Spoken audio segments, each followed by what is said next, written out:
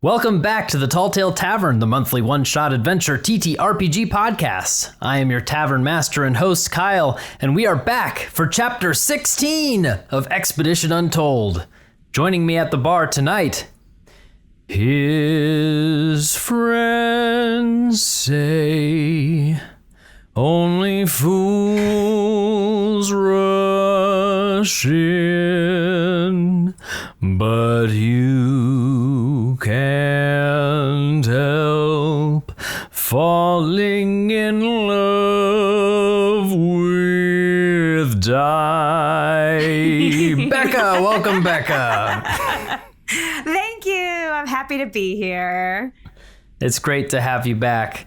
Also here, is anyone else still thinking about how bad Kyle's Highway to Hell rendition was in the last episode? Hashtag never forget. Scott Esmond is here. Welcome. I forgot about that. It was really bad. It was all I could think about when I sat down to write an intro.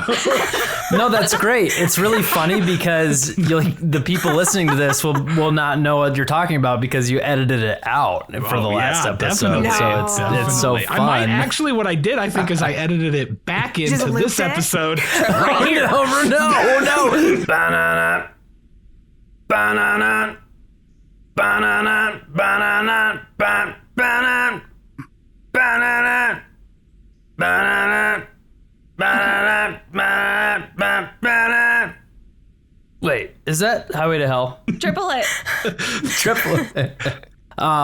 Also here, last but not least, I'm not mad. I'm just disappointed that you forgot to send me an intro. It's Brooke. Welcome back, Brooke. Hi. Literally didn't think about it until you asked me 2 minutes ago. Yeah, I'm not mad, just disappointed. So. And for me and for Namby, that is the worst possible situation. That's the worst. Yeah, it's that worse. is the worst fate. That is worse. I mean, the worst part is, according to the rules of the podcast, anyone who sees you in public now is allowed to throw one egg at you for forgetting. That's just how it works. I love eggs. This is a great punishment for you. And you love them cracked and oozing. And then I get free eggs. Can we switch it to something else? No, it's unfortunately, I don't write the expensive. bylaws. It is eggs. That Yeah, was we don't write the use rules. Robert's Rules of Order to pass it. Yeah, pre $5 egg per dozen. Yeah. That was put in place. That's so how now this it's actually podcast is getting benefiting me. old. Yes. Well, while Brooke's in heaven thinking about eggs getting thrown at her, let's go back to hell and reopen the book, turn to chapter 16, and continue the story of Expedition Untold. Roll the intro.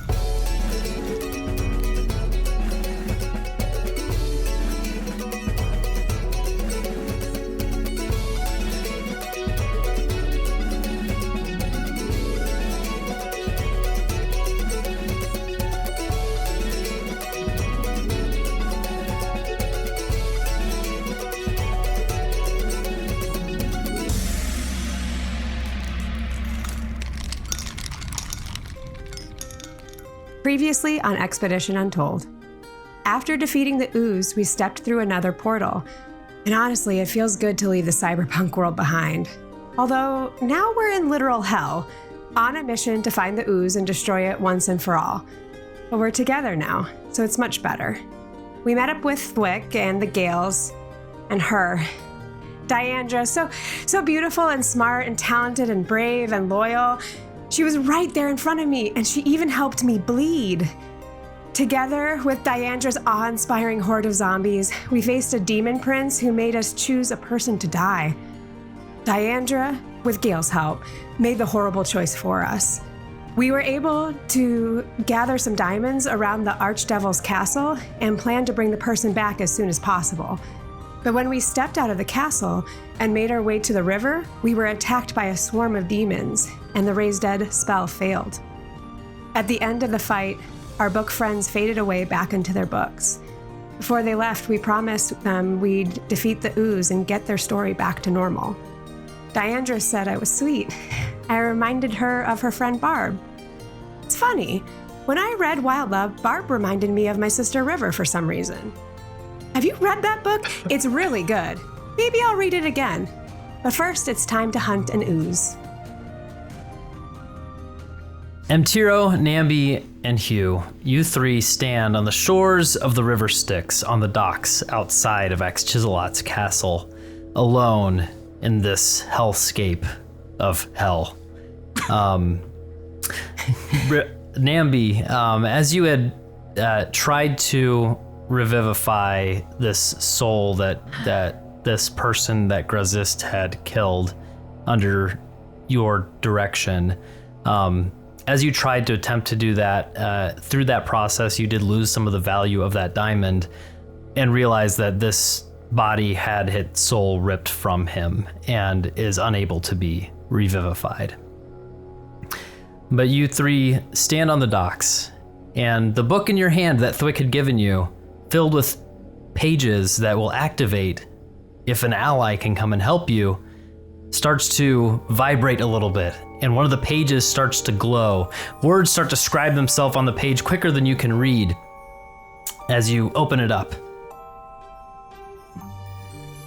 This is much more expedient than I expected. I thought perhaps it would take a moment for someone to be available. Should we... I can't remember. Do we just burn it? We read it? Do we take it, tear it out? We throw it? We rip it out and throw it. Yeah. Do we stomp on it? You tear it out. Throw it. And you go to throw style. it, and you feel like you have to throw it into the river. Oh. And so you take the page and toss it into the river, and it floats on the surface of the River Styx. And then the pages start to duplicate and whirl around, creating a portal that grows bigger and bigger and bigger until a massive portal opens up on the River Styx, 50 feet, 60 feet, 70 feet tall, and then slowly out from the portal, the bow of a ship creeps through with the words Obsidian Dawn plated on the side. As it comes into full view, you appreciate a massive ship with an imposing yet elegant appearance, boasting of a mix of polished brass, ornate woodwork, and riveted iron plates along its side, as well as wings that are folded up on its side. On the deck is a crew working on the ship, pausing with wide expressions as they're taking in the horrific sights and sounds of Avernus. Near the front of the ship, you see a half-elf bard in a blue uniform. Bick, will you please join the table? Well, hello, everyone. You made it. I know this isn't the best place to meet, but we're all here, so this is great. Well, Good to see you again. Say, not the first time that you're meeting Namby. Although you don't look how she described you. It seemed like you were almost a different person when she described meeting you. I don't even know what that could mean. I've always been me. The ship comes through fully through this portal, and the portal behind it, you can see there's like blue waters and vast sky and wind and clouds and seagulls flying by, and that portal just closes behind the ship that is now fully into hell and floating just ever so carefully up to the docks on the side of the River Styx. What a magnificent vessel, if it can manage to sail the rivers of hell. Truly, the ooze will not expect this. Permission to come aboard? I mean, you probably would want to ask the captain. Captain? Walking out from the back part of the ship, walking forward is a tiefling woman. Sylvara, will you join the table, please? Well, hello. Hello. Welcome, Ryan, the captain of the Obsidian Dawn. I've heard much about you and yet know nothing of what's going on beyond what things Bick and William have shared. This is all absolutely crazy. And you are all crazy as well. Having no idea what's going on will make you fit right in with this group, trust me. Yeah. It's wonderful to meet you. I've never seen such an enchanting creature. I can't quite find the words to describe what you look like. Perhaps you could do it yourself. The crew on the ship like take out this big old gangplank that flops down on the dock, and so you guys are able to get up onto the ship and continue the conversation. But yes, Sylvara, please describe what you look like. So Sylvara is a raven-haired tiefling, except that you see that the most defining feature are these sharp canine teeth that she has when she smiles. Her eyes are just golden orbs without pupils, and where you would expect to see the traditional tiefling horns, she just has these thick scars on her forehead right peeking from beneath her hairline. She is adorned with a black sleeveless shirt that has all these cords on it, and attached to the cords are multiple ship instruments for navigation or repair. You see that across her chest she has a jeweled dagger that is sheathed across over her heart, and on one side of her hip she has a low-slung revolver, and the other side a long-looking rapier. She smiles with those canine teeth, and you see that on the left side of her neck she's got a black sun tattoo peeking over a black horizon. It's Sylvara, right? Yes, Sylvara. Hello, Sylvara. Thank you so much for allowing us aboard your ship. My name is Emtiro Berstero. I am a bard of some renown, and these are my incredible companions, Huguenard Rockbridge and Namby Pambleton, and we are beyond honored to have this opportunity to work with you as we journey through hell to destroy this disgusting ooze. My dear Emtiro, it is a pleasure to meet you. Your works have become legend from where I hail. And the rest of you, this is such a pleasure. Please come aboard. And she motions, her crew scatters about. You see that there are a mixture of individuals, dwarves, elves, half-orcs, and even some gnomes running about, all wearing similar tunics with black shirts. They have their khaki-colored pants, and they all have, looks like several feet of rope attached to carabiners strapped around their waists. Well, thank you for having us. I think having a boat is probably going to be pretty helpful. My dear, this is no mere boat. This is a ship of monstrous power. Oh, I'm sorry. A ship. Yeah, sorry. I'm not very. Yeah. Okay, ship. Yeah. Thank you. I'm not sure where to begin other than it is most fortuitous for us to have a vessel like this, because I do think that we are all in need of a rest rather than having to traverse this nightmare realm by foot. Especially Namby, you are looking to not be your full self. I don't know how else to describe the fact that your HP is permanently lowered. Yeah, and 2 levels of exhaustion. 2 levels of exhaustion. Yeah, it's been a rough one. But I don't think we have time for like a full rest. I mean, we can't wait just for me. I know time is of the essence. I'm not sure how far it is we need to travel, if there might be time where we could rest aboard while the ship continues on its path. Yeah. Wonderful accommodations for our VIP. Unless you would rather sleep with the crew, we do have those accommodations as well. But plenty of place to rest and recover. We do have a fully stocked larder and a wonderful chef. And she motions off to this half-orc who is not wearing a shirt, wonderfully muscled, who just grunts in response to her calling him the chef. I know another green-skinned, jacked, creature who would love to help cook. I could help. Unless Namby, do you want company while you rest? I don't want to. I know you. I mean, I don't want to put anyone out. I'm fine with whatever. I would maybe. I don't think I could fall asleep around people I don't know. Nothing against the crew or anything, but if I'm gonna rest, I think maybe somewhere a little more private.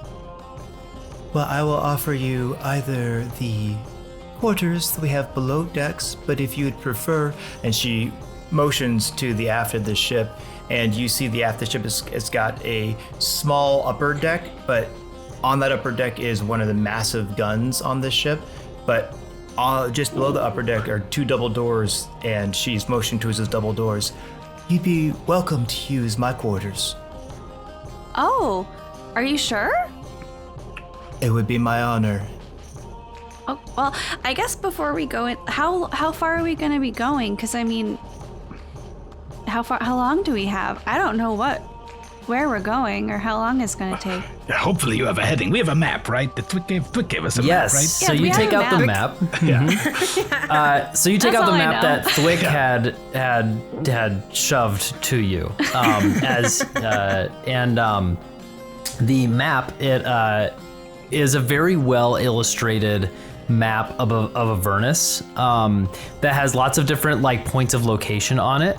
And then on like scribbled on top of it are like thick lines of graphite markings that Thwick has written on it that shows the path on the River Styx to go toward that looks like fairly long distance, but you look and there's no scale on this map.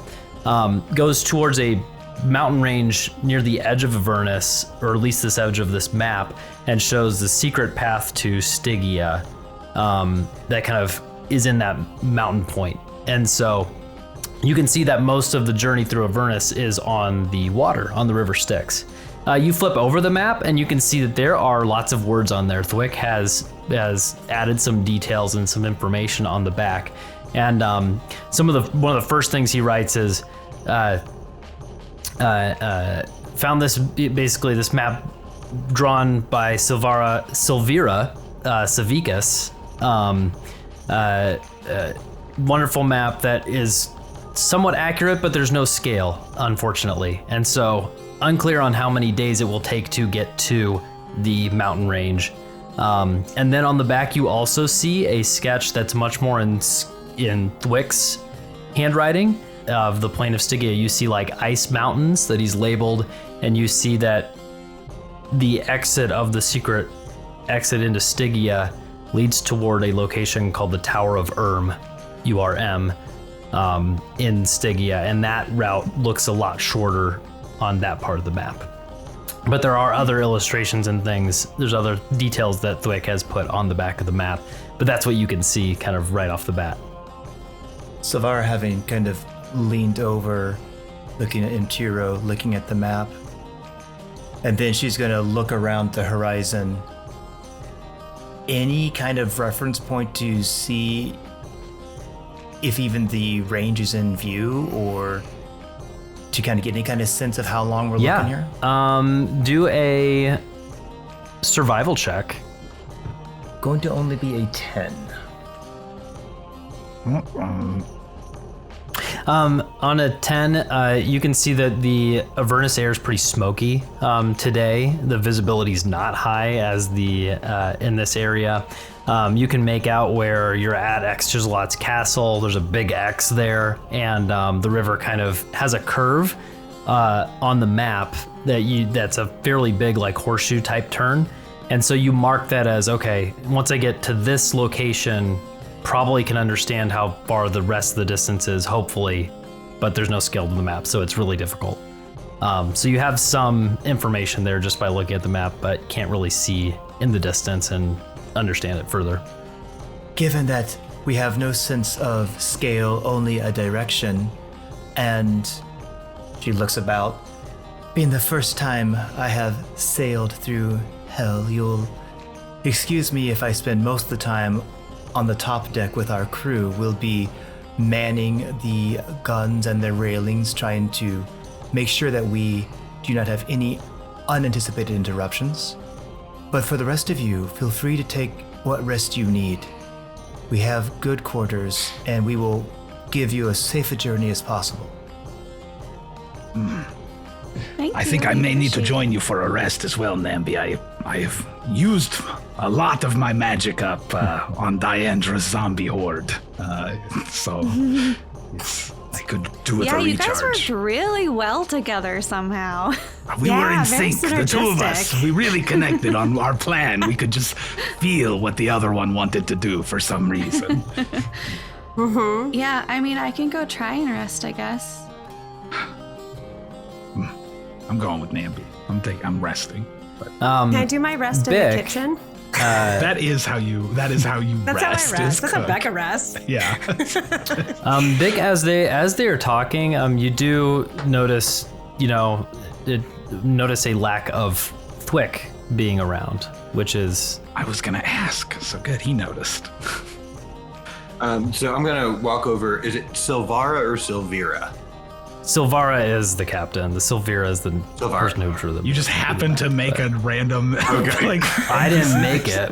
I didn't make it. Yeah. Oh, okay. So So I'm gonna go over to Sylvara, and have you seen Thwick? Has he boarded already? Because he was supposed to be here, I thought. I have not. Yes, I was going to ask you. I'm sorry, I didn't introduce myself to you. What was your name again? That's Wait, big. me? Yeah, that's Bick? right. Yeah. I'm trying to get him to say the full thing. Oh, I am Bick Pentameter. Of course! It's wonderful to meet you. I'm Imperial Berstero. This is Huguenot Rockbridge and Namby Pambleton. Yes, Thwick was with us, but when whatever happened that caused Diandra and Gale to have to leave, he was forced out as well. So I am curious how it is that you are able to be here if he was not. We don't really know the rules of how it works. They just kind of poof in and out based on the story pages we have. Mm-hmm. I think they're okay. It's just they're not here anymore. Well, so I don't quite understand how the book works. He was kind of the one who knew how it all worked, though. Yeah. Are you sure you don't know where he is? I think you are being too modest, my friend. I am sure that all of the time you have spent with Thwick has let all this information sink into your mind. It's the only way he can communicate. It has to be in there. And I'm confident you will guide us to victory. I mean, if it makes you feel any better, he didn't seem worried. He just seemed like he wanted to give us as much information as he could before he left. So, I mean, I think he seemed to have a good grasp of what was going on, even though I don't think we really do either. I think we're kind of in the same boat as you. But he seemed okay. We are, yes, quite literally. But it's a And ship, Namby. It's a ship. The same ship as you. Yeah. Did he by any chance say, tell Bick to do this next? And then say a No, few he sentences? kind of shoved us a map and then said Shoved us the bye. book. Yeah. And he I said, think this is Caught with off guard by it, consent. too. But he did, I mean, our instructions seemed to be to follow the map and kill the ooze, so it didn't seem like there was much more that he had to tell.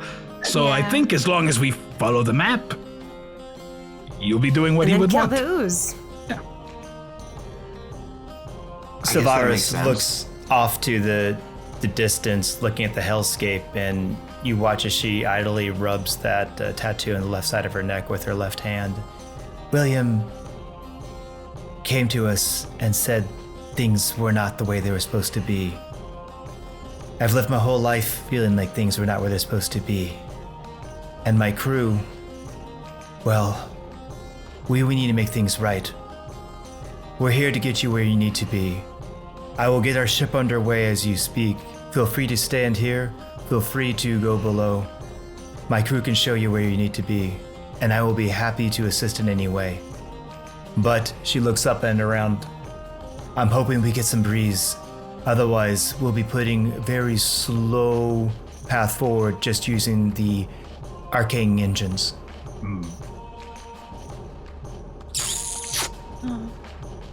I don't Fresh think out of I ways had to make a guys' spells breeze. that Yeah. can- Yeah. If only we had a druid. Yeah. Just start blowing. you go and like check to see the air and see if there is any sort of breeze going. I rolled a d20. I rolled a 2 on that d20. It is pretty stagnant out there right now. Kyle, Kyle, you gotta let us roll those. You can't. Yeah, we can't. I'm the I don't want weatherman. You should have done a tavern roll for the wind. Yes. Yeah. Do we get advantage if I yell "Listen to the wind" before we roll the check for You wind? know how much I love Snow Day. Yeah, I mean, I think it should. No, unfortunately not. Sylvara will call out, Rednick, Dahlia, get that gangplank up.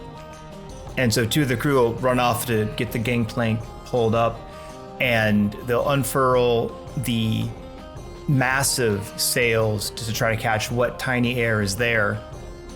She looks about, goes up towards where the main crew communication is and the controls for the ship, standing there at the massive wheel, and she calls down through a little pipe that looks like a communication device of some kind.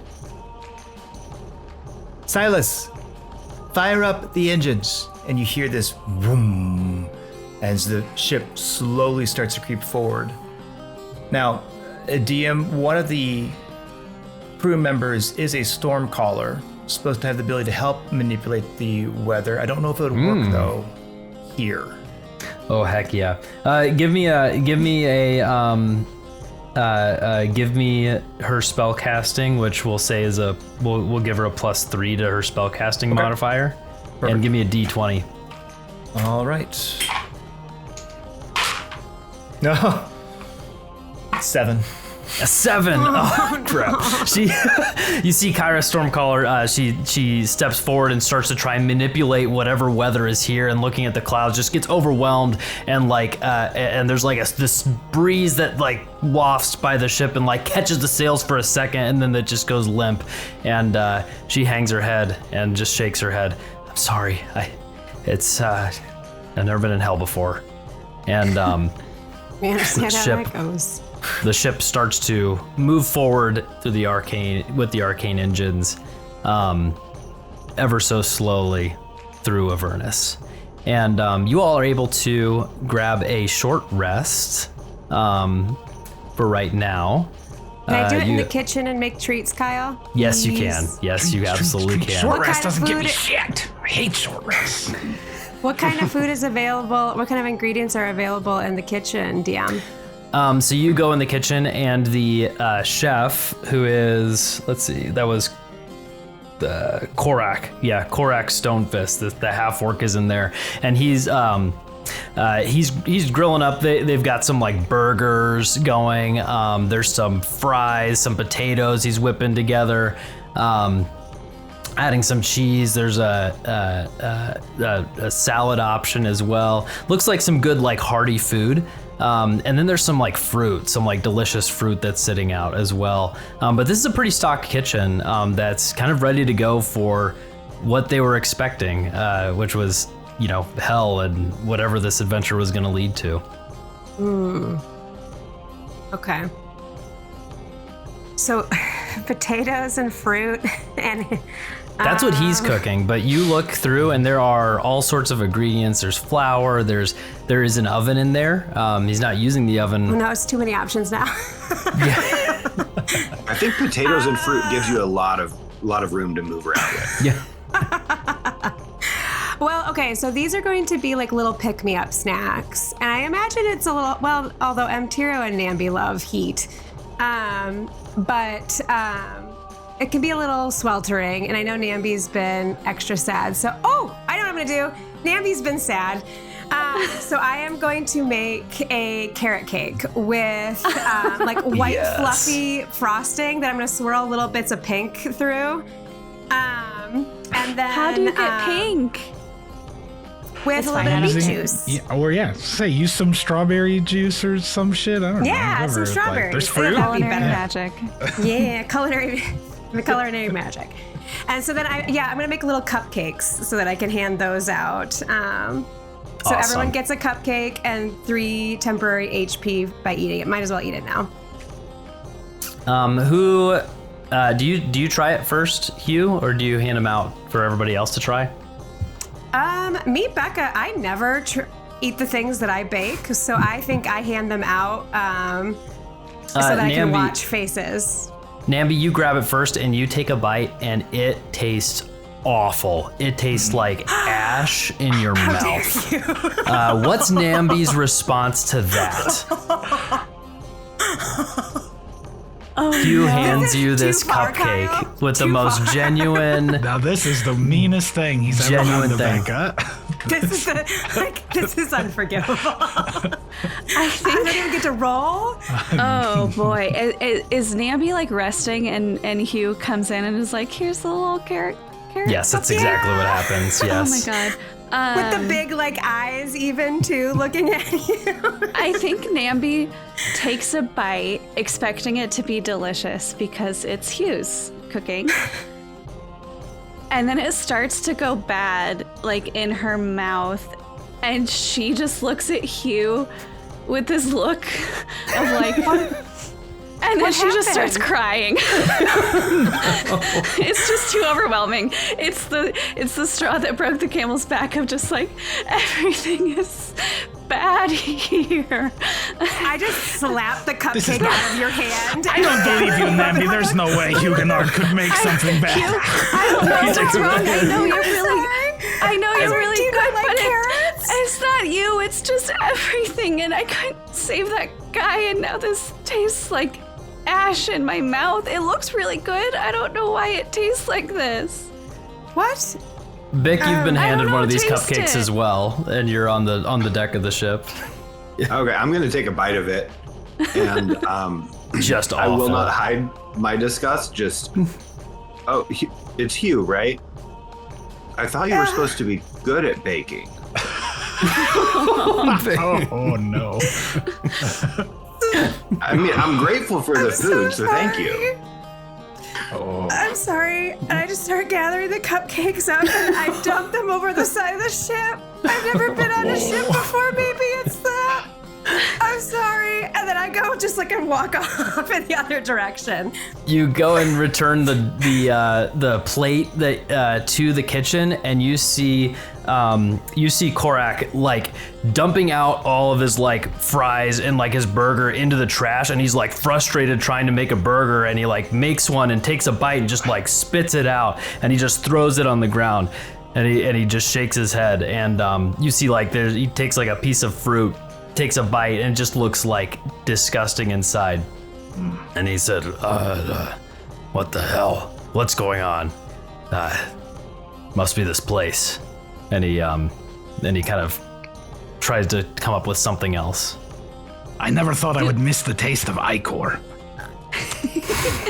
Do we get temp HP or no? Yeah, you get the temp HP. Yes, you get the temp HP. You lose but it 3 tastes more bad. permanent HP. Yeah. I think Namby, if this is relatively early in the rest, she abandons it and tries to help Hugh figure out what's going on with the food because she feels terrible about bursting into tears.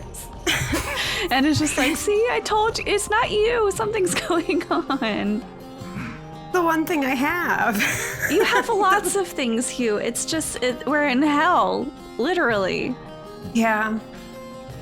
So I don't think you can blame yourself, Huguenot. I think something about this plane must turn all food disgusting. I mean, you remember in Hell Hath No Fury in the story, they had sweets at the party, but everyone found them disgusting anyway. Maybe it wasn't just a trait of the demons. Maybe it is just how the food is here. Well, but the cook seemed surprised, right? Well, yes, but he's not from here, right? So. Oh yeah, I guess I haven't been here before. Yeah. Yeah, you're right. Well, and you know what they say, nobody goes to hell for the food. This is They true. do say I've heard that, that right, many but- times. Yes. Yeah. Yeah. Okay. Okay, I'm gonna go lay down again. Feeling worse. I feel better because of the temp HP, but also worse. You all rest. Not sure if you're going to get how long you're going to be able to rest. You will be able to get a short rest right now. Namby, as you're sitting there feeling awful, you do think back to your training, and you know that you have the ability to to prepare the Greater Restoration spell. And as you remember this spell, you know that part of it is that you can regain any hit points that you've lost from an effect like this. And so if you were to cast that spell. But I only have 1 5th level spell slot, which I lost on trying to bring that guy back up. Correct. That Greater Restoration spell also has a diamond requirement of 100 GP cost of diamond dust. Is the cost of that spell, and you are down 15 HP, I think, right? But I think I'm down 10 total from my max HP, and then with the short rest, I'm at 55 out of 56. You because I cast aid on her, which might be why she's only at 10. That might. I think that I think that the thing. Oh, because it absorbs some of that temp HP with the Nakarada. Yeah, so I got aid. Well, it wasn't temp. I cast aid after she max. lost the thing, but aid raises your max for 8 hours. So, so I lost 15, her. Gained 5 back. Yeah. For right now. Is aid still in effect? It is, right? Because it's only been the equivalent of like an hour. It's not concentration, so yeah. No, I just meant like that boost. That's still good? Mm-hmm. Okay. Yeah, it lasts for 8, so yes. You all get a short rest, and then you feel the boat start to get a little bit... the ship, excuse me, yes. The ship, you start to feel like it's getting a little bit rocky. It's kind of swaying, and all of your alerts are pretty high, right, on being in hell. And so everybody kind of makes their way up to the deck, and you look out and see something. I need someone to roll a d20 for a travel Becca, Croco. encounter. Becca? Anytime there's a roll, it's going to Becca. Is it like on encounter stuff? Don't we want low numbers? I don't know. I'm not a DM. 7. It's hard to say because we're in hell. 7. That is a low number. Let's see if it's good. You guys look out forward on the river. River's very wide. It's a very wide river. And you see one of the big fireballs that fly across the sky, right? It flies, makes its way across. You see another fireball coming from a different direction, and they collide in the middle over the river, pretty far in front of you. They collide, and you feel wind start to rotate and move as these two forces hit each other, and a funnel cloud touches down on the river. This tornado of fire starts to make its way toward the ship, and Sylvara, you realize that you need to start barking orders to try and avoid this fire tornado as it's heading straight to the ship. So Sylvara, you start barking orders. Give me a d20 roll for your crew. You asked for wind. Yeah. This flat d20 is an 11. 11. Yep. Your crew starts to get moving. It starts to open up sails. You start to bark orders. Everyone is going to need to pitch in to help avoid this fire tornado. And so for your characters, I want you guys to look at your ability scores. My advice would be to look at something that's you're good at and see if you can apply that to the ship as ropes are being pulled, sails are being lowered. Everyone's going to roll. This is going to be a cumulative score. You're starting at 11. You want to get to 90. You really want to get to 120. When you're ready, when you have an idea of what your character wants to do to try and help as this is happening, go ahead and ask probably the ship captain if you can do that, and ship captain or me, to see if you can do that ability check, and we will go through this to see if you guys can avoid this fire tornado, and then it will end with Sylvara doing a final performance check as Sylvara's calling out the orders to see if we can avoid this. Calling out, Arya, drop the mainsail. Balin, hoist the anchor on the port side. We're going to drop it on the starboard side. Everybody, heave to. Hauling all these orders out. You just see this fire tornado just headed straight toward the ship. So you said there's a bunch of people hauling ropes, because my natural inclination is I would use athletics to just scoop as many ropes as possible and just hew the crap out of this and try to get things hoisted faster. Absolutely. Am I allowed to give bardic inspirations to people at this time? Heck yeah. Yeah, you can. Great, yes. Yeah. Yes, Huguenot, dig deep. Grab these ropes. Show them your We'll give strength. you- Your cooking may have suffered, but your muscles surely will not. This will be just this is like a round essentially, so you'll be able to use that once, that bardic inspiration once. So Using it on Like in this Becca. round? Yeah. Okay. It's already been done. Ooh, nat 20, sucker! amazing. Perfect. And that's an 8 on the Bardic, so that Unreal. becomes- You rolled an 8 on the bardic. Is it a D8? It is, yeah. It is. I A did roll the right D20, a nat 20, and a D8. That's maximum Yeah. roll right there. So what's the roll? So 28 plus your that's strength. a 37. We 37. win. We win already. Are So- you kidding me? It's done, baby. Incredible. Hugh jumps into action, hears Material's words. You just like whip a bunch of the rope around your arm and just pull, and whoever's in front of the rope just like flies back as Hugh just like starts manhandling this rope, pulling down these sails, and the ship already starts to move in the right direction. You just needed to feel good at something. You're at a score of 48. You want to get to 120.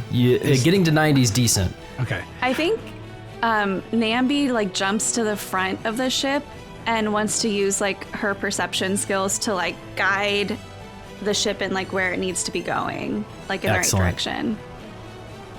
Perception. You got this. 19. 19, excellent roll.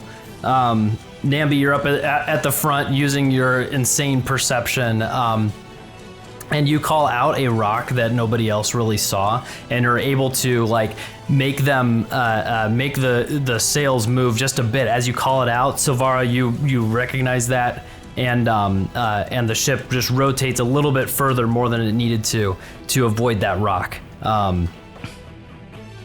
Is this a big enough ship where, say, somebody who has no physical skills really could help by, if I position myself in the midpoint of the ship to help invigorate like the back half of the crew that can't necessarily hear Sylvara as much, so I can use persuasion to like try to get them to like work together, get up, get like faster, Up work two, up harder, two. you know, like typical Mtiro style. Captain, is that gonna help?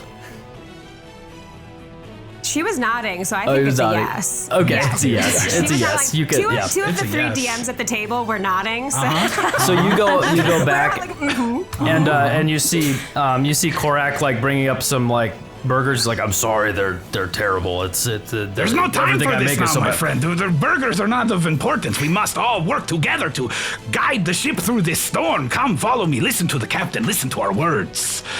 Excellent. Roll that. Give me that roll. Unbelievable. A nat 1 for a 14. Holy. Okay. Enhance ability. Can I do that?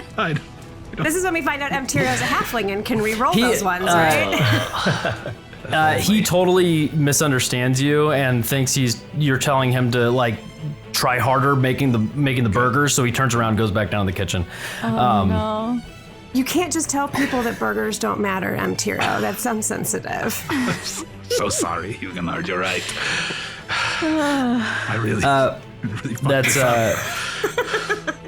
Next time. You'll get it next time. great. We're By at far my best 81. stat. I had no choice. We're at 81, almost past the first threshold here. Bick, what is Bick doing to try and help at this point? So Bick he's been following all the instructions, trying to see like what are all the maneuvers being done. And then his plan would be to use investigation, look around, make sure that there aren't any ropes that are stuck, anything that was missed by this coordinated effort. Okay. Is that something that would be helpful? I think so. Yes. Very. It'll work. Okay.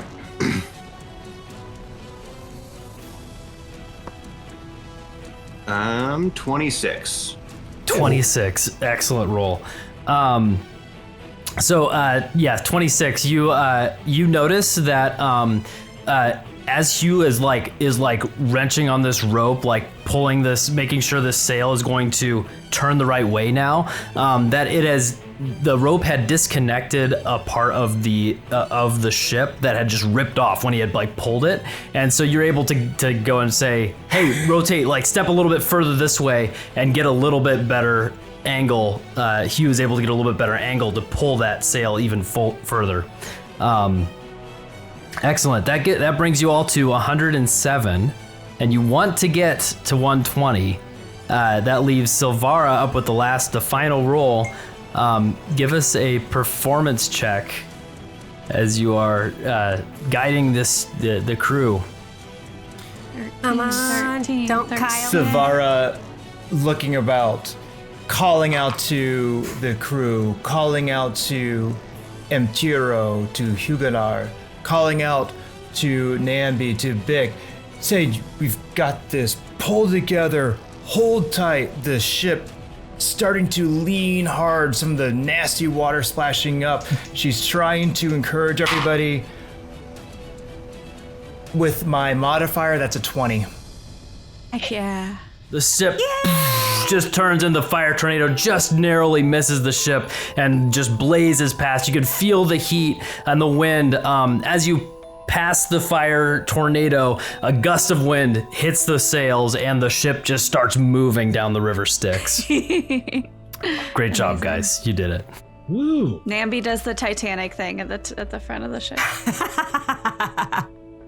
For those who happen to look back, Sylvara's golden eyes turn a deep, deep, deep navy, and you see her whispering something, and then it goes back to gold as she kind of briefly bowed her head.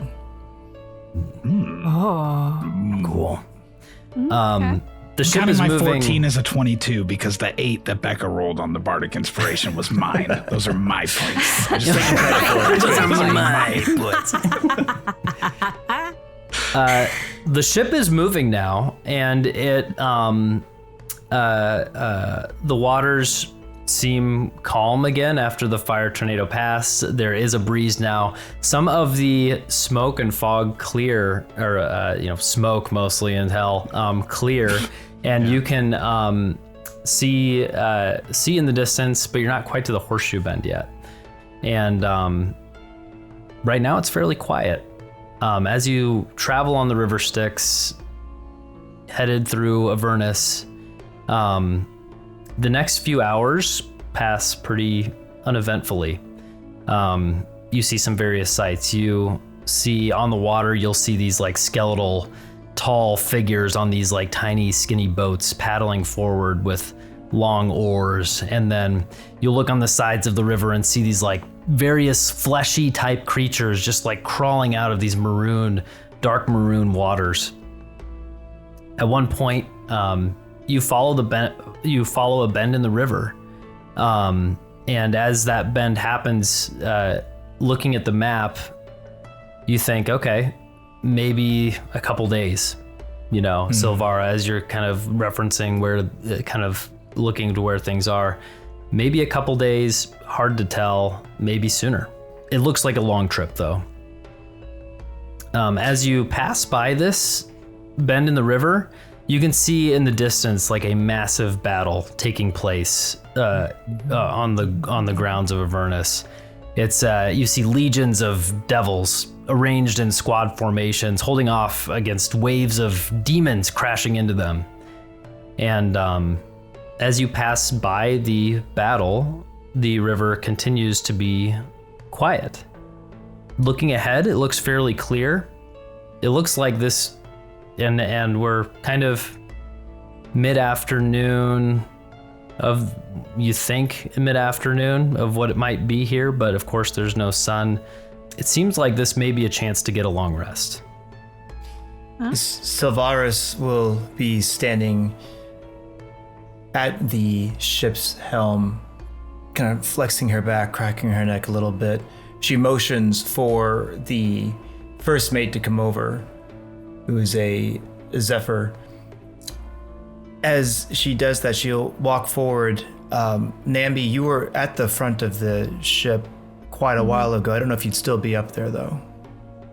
I think that Namby might find that to be like a nice spot to just like wait everything out. So yeah, she could still be up there.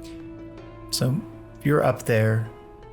You feel the presence of Sylvara coming behind you. And she just steps next to the ship's railing, looking over it, and we're seeing the skeletal remains of fish floating in the water, the silent, stoic skeletons paddling these small boats. Doesn't say anything for several moments, and then looks down at you. Sometimes broken calls to broken. What's troubling you? Oh, well, the most recent trouble is a demon or a devil. I don't remember. Whatever one is supposed to be here, I keep getting confused. He made us make a purposefully moral/immoral choice that was really hard, and a guy died. And then I tried to bring him back, and we got attacked, and so I lost my concentration, and I couldn't do it. And then I realized that it was all for nothing because his soul is already gone. So that's kind of the current thing, but there's like a lot of other stuff too. What's troubling you? She smiles a little bit and looks at the ground for a moment. I grew up doing the Mana War as a refugee, begging for scraps, doing whatever it took to survive. I've done many things of which I am not proud, but they were for my survival, and they were to keep my own story going. It's hard because apparently when we leave, things get set back, so then it's like, well, nothing we did matters. But then but I still have to live with it. Like, it's still in my brain. So it's hard. And she's just kind of like dumping, like, just like, there's no filter, because she's like, I don't know this person. She brought it up. Sure, why not? It's just like, it's like, does what you do matters if it all gets rewritten? And then but it matters to me because I'm still a person. I still have to live with it. But then does it matter to those people? And then do you do means to an end? But then is that the moral thing to do? Because maybe you should be doing all the right things and then hoping that the good things happen. But then maybe if you have to do bad things to make good things happen, is that good? So she's just blah, blah, blah. That was great. Dumping. That was perfect Namby brain. Yeah. What you just did was perfect Namby brain. And then after a while, she just goes, "Sorry, I probably talked too long." No, you've not yet talked enough. Keep saying what is in your mind. Keep saying what is in your heart. And always remember that the evil or the moral choices that we are forced to make are not choices that are our positions and our decisions that have led us to. These are the choices and actions of others that we are forced to react to. You do what is right in your eyes, and these sacred fates will balance that for you in the end. Do not lose hope. Can I ask what the meaning of the tattoo is that you have? She just smiles broadly. I served for a long time on the Obsidian Dawn. First as a crewmate, then its first mate. This was my first, and I imagine will always be my true home. So I tattooed the Obsidian Dawn on myself. It's really good that you did it yourself. I mean, you must have had a mirror or something. It looks really good. I think perhaps you misunderstood me, but thank you nonetheless. Oh, okay. I don't know. My brain. Sorry. Oh, okay. Sorry. Did you say you did it yourself? I think did I mishear it too? Maybe, I don't know. I think it was more the implication that I had it tattooed, but it might have said it did to herself. Yeah. On Okay. herself. Oh, gotcha. Yeah. Oh, gotcha. Namby took it a double literally. meaning. I'm like, oh, you did that Kyle yourself. took it literally too for some reason. So yeah. Well, good. Well, you guys all are able to get a long rest at this point. As this boat sails forth through the first layer of hell. Everybody get out a D6 because we're gonna roll for some dreams. Oh boy.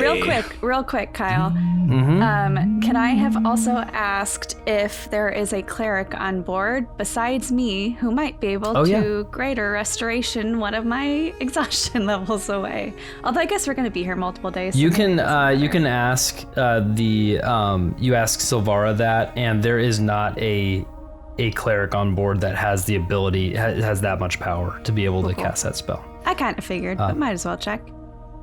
But yes, so everybody roll for dreams. We are in hell, and so a 1 through 5 on that D6 will be a nightmare, and a 6 will be a dream. And so we'll start with the book club characters. And when we get to to Sylvara and Bick, I'll ask you what your characters are either having a nightmare about or having a dream about. And so Hugh, go ahead, or Namby, go ahead and roll a d6. Dream. I got a 4. A 4. Yeah, it fits. As you doze off in your dream, doze off to sleep, the dream comes alive and you are back at the university talking to the Oblex. It's asking you again and again why you won't save your friends. Why won't you save River? Why won't you save Imperial's mom? The boy in the dream is asking you, why weren't you nice to me? They continue to hound you for what feels like hours. This dream seems to not end. It just goes on for hours. It feels like there's no escape from it. Hugh, give me a d6. 2. A 2.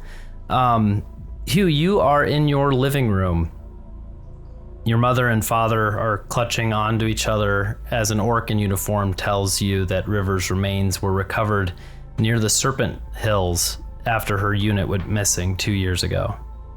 Your father cries as your mother holds him in her arms, and in a rare show of affection, your mother reaches out her hand to you and brings you in close. Mtiro, give me a d6. 3. A 3. Mtiro, you stand before the bookcase in your stepfather's house. Your dying mother is in the next room over, and you go to turn the doorknob, but you just can't do it. It's this like nightmare where you feel like your hand's weak. You can't turn the doorknob, and you keep trying, and it's just like you don't have enough force. Your arm just feels too weak to grip the doorknob and turn it to get into that room, knowing that your mother is passing in the next room. The bookcase starts burning behind you, and your stepfather is standing next to you. And he says, I learned a lot from L10. You are not my stepfather. What are you doing here? He's looking at the burning books. There's a spell called Dream that he knew. Allows me to join in on someone's dream as long as we're on the same plane of existence. Yes, I know that you're all here. I know that you're coming for me. Don't worry. This is just a dream.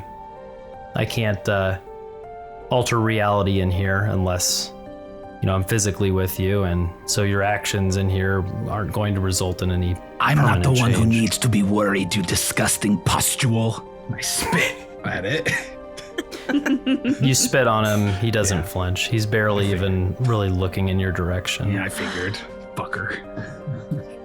He turns and looks at you and wipes the spit off his face.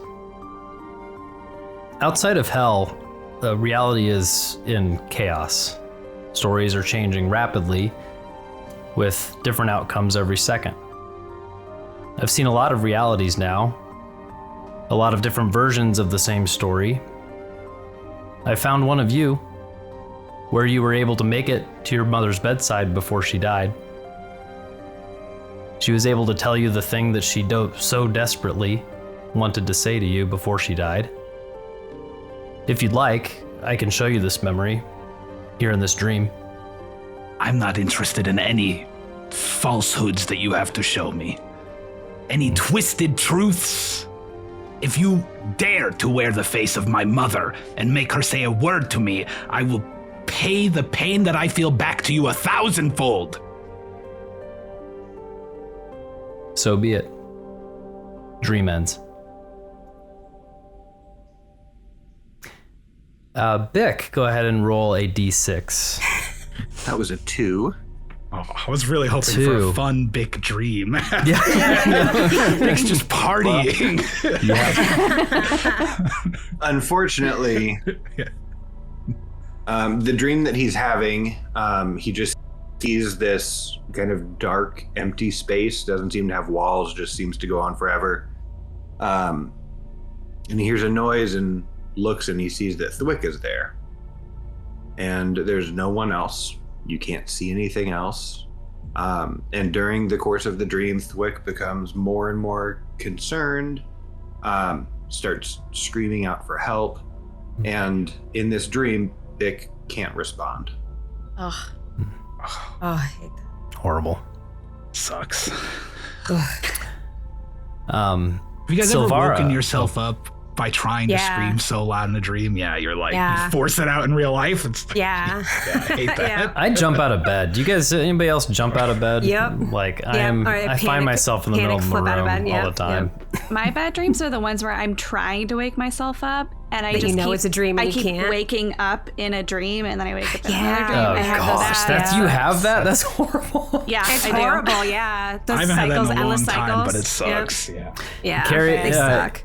Carrie always knew, like, when I was starting a new rotation in like residency in medical school, because like I would jump. It would be like clockwork every night before like going to a new rotation. I was like up out of bed, Shoot like up, in the right? middle of the Yeah. night, or It trying to happened to me in smother her grad with a school, blanket too. because I thought her eyes were burning. You know, normal stuff. Totally normal You stuff. Totally. I don't know if they taught you good medicine if you're trying to smother people. The eyes are burning. You cover them Yeah, up smother 'em. with the blanket.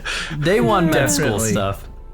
Yeah, I say that my recurring nightmare, if I have one, I get a stress dream even now, it'll be showing up for a block exam day in medical school, realizing that I have missed an entire semester's worth of classes. This is the final exam that I don't know anything about. Yep, Yeah. still have Love that one that. sometimes. Yep. Yep, it's lovely. Yeah. Just had that one a few weeks ago.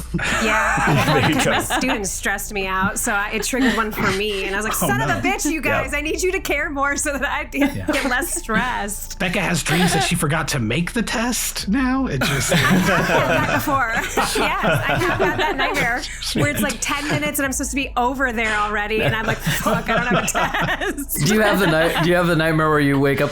Oh, I'm late for school. Oh no, I'm out of school. I'm old. Wait, I'm the teacher. And then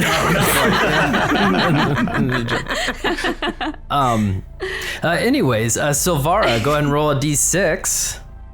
I got a 1. A 1. Ooh. A handful of nightmares here. Sylvara, what does Sylvara dream having a nightmare about? She suppressed it for so long, it's not been a nightmare for many, many years. There's only one nightmare that she would ever have. It's going back to running through the refugee camps when she was cornered by the teenagers and they removed her horns. And of the UAC officer who came by and used deep speech to scare them away, and of her tears and of her pain and of the salves put on her head where her horns used to be. But over and over and over. A terrible night's sleep for all of you, but you do all get a long rest. Namby, your It's like- exhaustion goes down by 1, and so you are now only 1 level of exhausted. Only -2, guys. Only -2. Ooh. Did you want to prep any different spells today? Is a question. You can take a moment. Clarification, Kyle. What? Yeah. Cleric-fication, Kyle. Cleric. Yes, clerification. So raise dead does not work here because the soul is already gone. Like, there's no use in even preparing that. The reason that you Well, it wouldn't thought work that is because Resist took his soul Resist claimed it. Okay, but he took it with. Yeah. Dead could work on Like if one of us As long as died. Grist doesn't take, as long as Grist doesn't take our souls. Yes. Okay. Or somebody else, I guess. Depends on how big of a dick your DM is. Right. Yeah, how big of a careful. dick are you, Kyle? Well, he's trying to smother his wife. So, I mean, it's not like... I'm contemplating flaming eyeballs, it's fine. Not even preparing Raise Dead and just preparing Revivify. I think that's probably fine. I mean, we need you to prepare Greater Restoration and use your 5th level spell on yourself to get your health back, is what I think you should do. We had this conversation before we went to bed. Are you sure? I'm positive that I think that's what you should do. We need you in tip-top shape, Namby, if you're our primary healer. A potion or scroll kicking around that maybe, I don't know. Well, and also we have a day. I mean, if I'm just going to be sitting on a boat for a day, I don't need to roll any ability checks. Oh, I'm sure it'll be completely a benign voyage. Yeah. Right? It'll be a totally normal day. Okay, fine. Don't you need it for your hit points anyways eventually? So you need it double, right? Oh, good question. Do my hit points come back on a long rest, Kyle? No. My max? Right? Right, yeah, no, so they... well, it comes back to your max, which is not your max is permanently lowered from what happened, unless you cast that Greater Restoration on yourself, basically. Yeah. So, okay, I'm casting Greater Restoration. Okay, Namby wakes up, crushes up 100 GP worth of diamonds, and snorts it. If you don't want to waste the diamonds, I can make you diamonds if we. But then, because I can only make 180 GP worth of something. And this only requires 100 GP, so I can just make you a diamond. Let's do that, because then I'll have 3 revivifies. Big diamond dust. Exactly. You doesn't have to crush it like a Coke addict. Exactly. Okay. Okay, let's do that. Namby, I go over and I knock on Amtiro's door in the morning. While looking through her bag, Namby finds that there was just some loose diamond dust in there already, and then I burn the paper to... Incredible. Knock on Amtiro's door. I think it's ridiculous that you would assume that we were sleeping in separate bedrooms. In bunk beds on this ship. Yes, you guys are 100% in triple bunk beds. I'm picturing us all in like one hammock that's like hanging, you know? Like we're all just... hammock. Yeah. All right, I have cast Greater Restoration on myself, and I am no longer exhausted at all. I feel like the Namby though, as your like small size Harengon with Hugh, it's like co-sleeping, right? So you got to be careful sleeping next to each other. You might just roll over and smother you. I think Namby does that cat thing where she kind of just lays like over someo's head. In the just curled around someone's head. Got it. You guys all get a long rest, and there is breakfast on the ship, and so you go down and you go into the kitchen, and it is like a mess down there, and Korak is down there like sweating, and you guys get in line, and he just like shovels like breakfast like mush, like eggs and sausage and stuff. He's like, oh, it doesn't matter what it looks like, it all tastes fucking terrible, and he's just like slamming it down on your plates as you guys like get it, and he's like, and he shrugs, and he just looks so visibly frustrated. Namby waits till everyone goes through the line, and then she goes back up and she goes, I've learned recently that nothing matters, actually. So, in a good way, though, right? In a good way. Like if it doesn't matter, then you might as well just give me a charisma check. Reading from my journal or something. When Andrew says it, does she do the Big Bang sweep to the side? Dude, nothing matters. Damn, you have more in common with your family than you think, Namby. All right. Okay, wait, just flat charisma, or am I doing? Yeah, just flat charisma. No, just flat charisma. Doesn't matter. I have a +0, 14. Minus 2 because of your exhaustion. Oh, minus 2. Nothing. No, I slept and then I got a greater restoration. The restoration gets rid of one. Okay, good. I think you have to greater choose. restoration only gets one effect. Yeah, you have to choose the but- effect. But you have 2 effects on you. You have exhaustion and you have your health permanently lowered. Those are 2 separate things. So you have 1 level of exhaustion. Yeah. Okay, fine. Unless you chose to keep your health 12. low and get rid of the exhaustion. 12 then. Okay. 12. He's like, it takes him a second because what you said doesn't really make sense. But he's like, yeah, I know it doesn't make a difference. In a no matter good what way, I right? do Because with it this. like releases you from the burden of having to make everything good. I suppose, yeah. That's why I'm serving it like this instead of making it look pretty. But I'm saying that's a good thing. Oh yeah, Sometimes. Thank you. Yeah. Okay. And she I'm gonna realizes keep it's trying. not going well and she leaves. Can Hugh just start like silently like cleaning up the kitchen like for him, just kind of putting things back to try to remove that stress? Like Hugh feels this to his core and is just gonna start cleaning up the kitchen while eating his ashen food as well. But yeah. Yeah, he notices, and you help clean up the kitchen with him, and at the end he just kind of walks by, just thanks, and you recognize that as like a very guy way of saying like I appreciate everything that you've done here, helping and trying to make me feel better, and so What species is he again? An orc? he's a half orc. Yeah. So in Brotherhood, Hugh full on punches him in the shoulder, half troll style, as like at the side, and then kind of smiles and nods, and walks out to join the others. Becca, you have to be careful. You might crit on him. That's true. Good point. I just want to say not to Ben's him. face. I won't crit. I want to say to him, don't beat yourself up, my friend. If Huguenot could not prepare edible food in this hellscape, then truly no mortal creature could. You have done the best that anybody could have hoped. Namby has sheepishly joined Thank them and you. is just nodding her head. This place sucks. This place does suck. Yeah. Sylvara will walk up with a plate of only half-eaten food and put it there. Spread around a lot. She'll look over. She'll look over and say, "The mating rituals of trolls still confuse me." Wow. What? Instant blue Okay. face, like the blush rises up. What? Yeah. Curls in to himself. Right, Captain. Right, and he takes the dish and takes it over to the thing. You guys hear a bell ringing, ding, ding, ding, ding, ding, ding, ding, ding, ding, and it's like this is like the panic bell from upstairs on the deck, and so everybody rushes up to the deck. And you see Arya Swiftwing up in the crow's nest, this elf, ringing the bell like furiously and shouting out and like pointing out behind you, behind us. In the distance behind Obsidian Dawn, you see a flock of spined devils flying straight toward the boat. A few of them are holding onto ropes, like they're like pulling back on ropes that extend down into the river. And in the river, you see this massive, greasy, furry hump that like rises up out of the river and then dips downward and pulls one of the spiny devils like down and like it lurches forward and splashes into the river.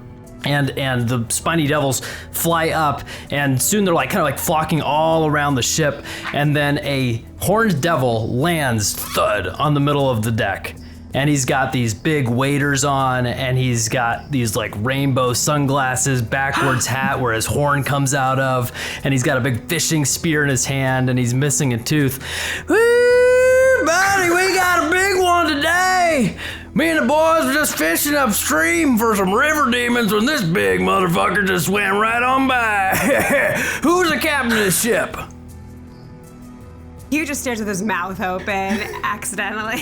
What's going on? Who's the captain? Who's the up captain? and He's like close slapping Hugh's your face. mouth Who's the like, captain? Captain. Sylvara will use thaumaturgy to amplify her voice, and in the most hellish pulling from her tiefling roots, "Be gone off my vessel." Whoa, holy smokes. Hey, oh, you, who are you? What devil you serving down here? My devil does not come from this plane of existence, you spineless whelpling. Well, geez, okay, well, I got a little bit of an issue for you right now. We got a big ass motherfucking demon down below this waters, below this ship, and I don't think you're gonna make it very far if we don't figure this thing out together. Maybe. You talked to Basilstein yet, my brother?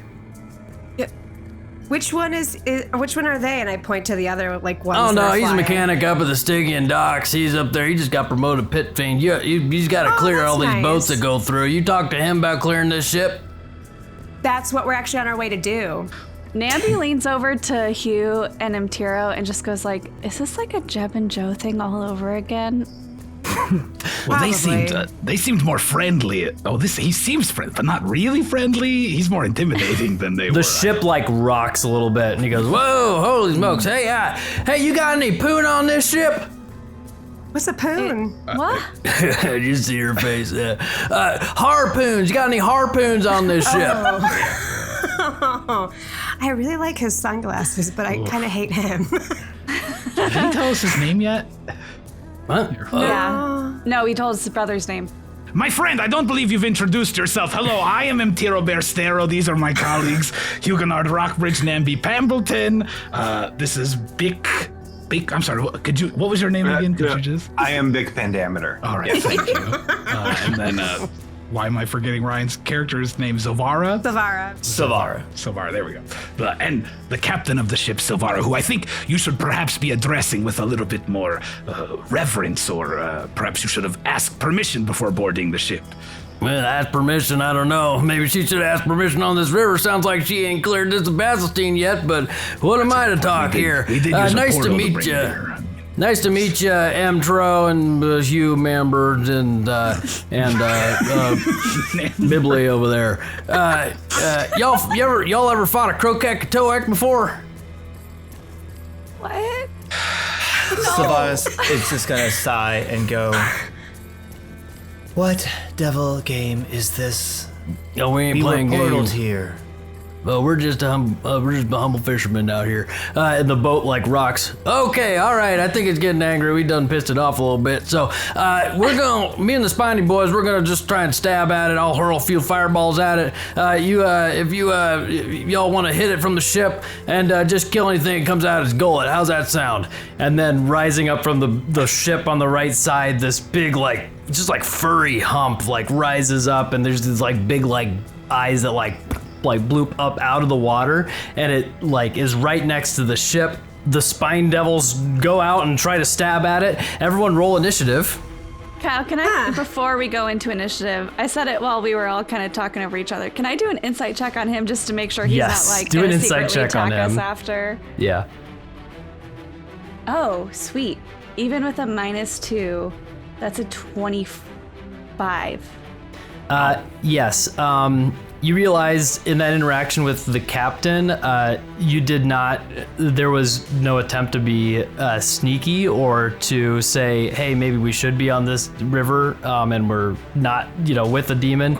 And he mentioned his Basilstein brother. You can expect that things will probably go badly with him at some point if you do not come up with some sort of story or something that will allow the ship to keep going. On the River Styx, where his brother is sort of in charge. Cool. Cool. And did we get his name? Oh, my name's Harley. Harley? Harley. As he's flying away.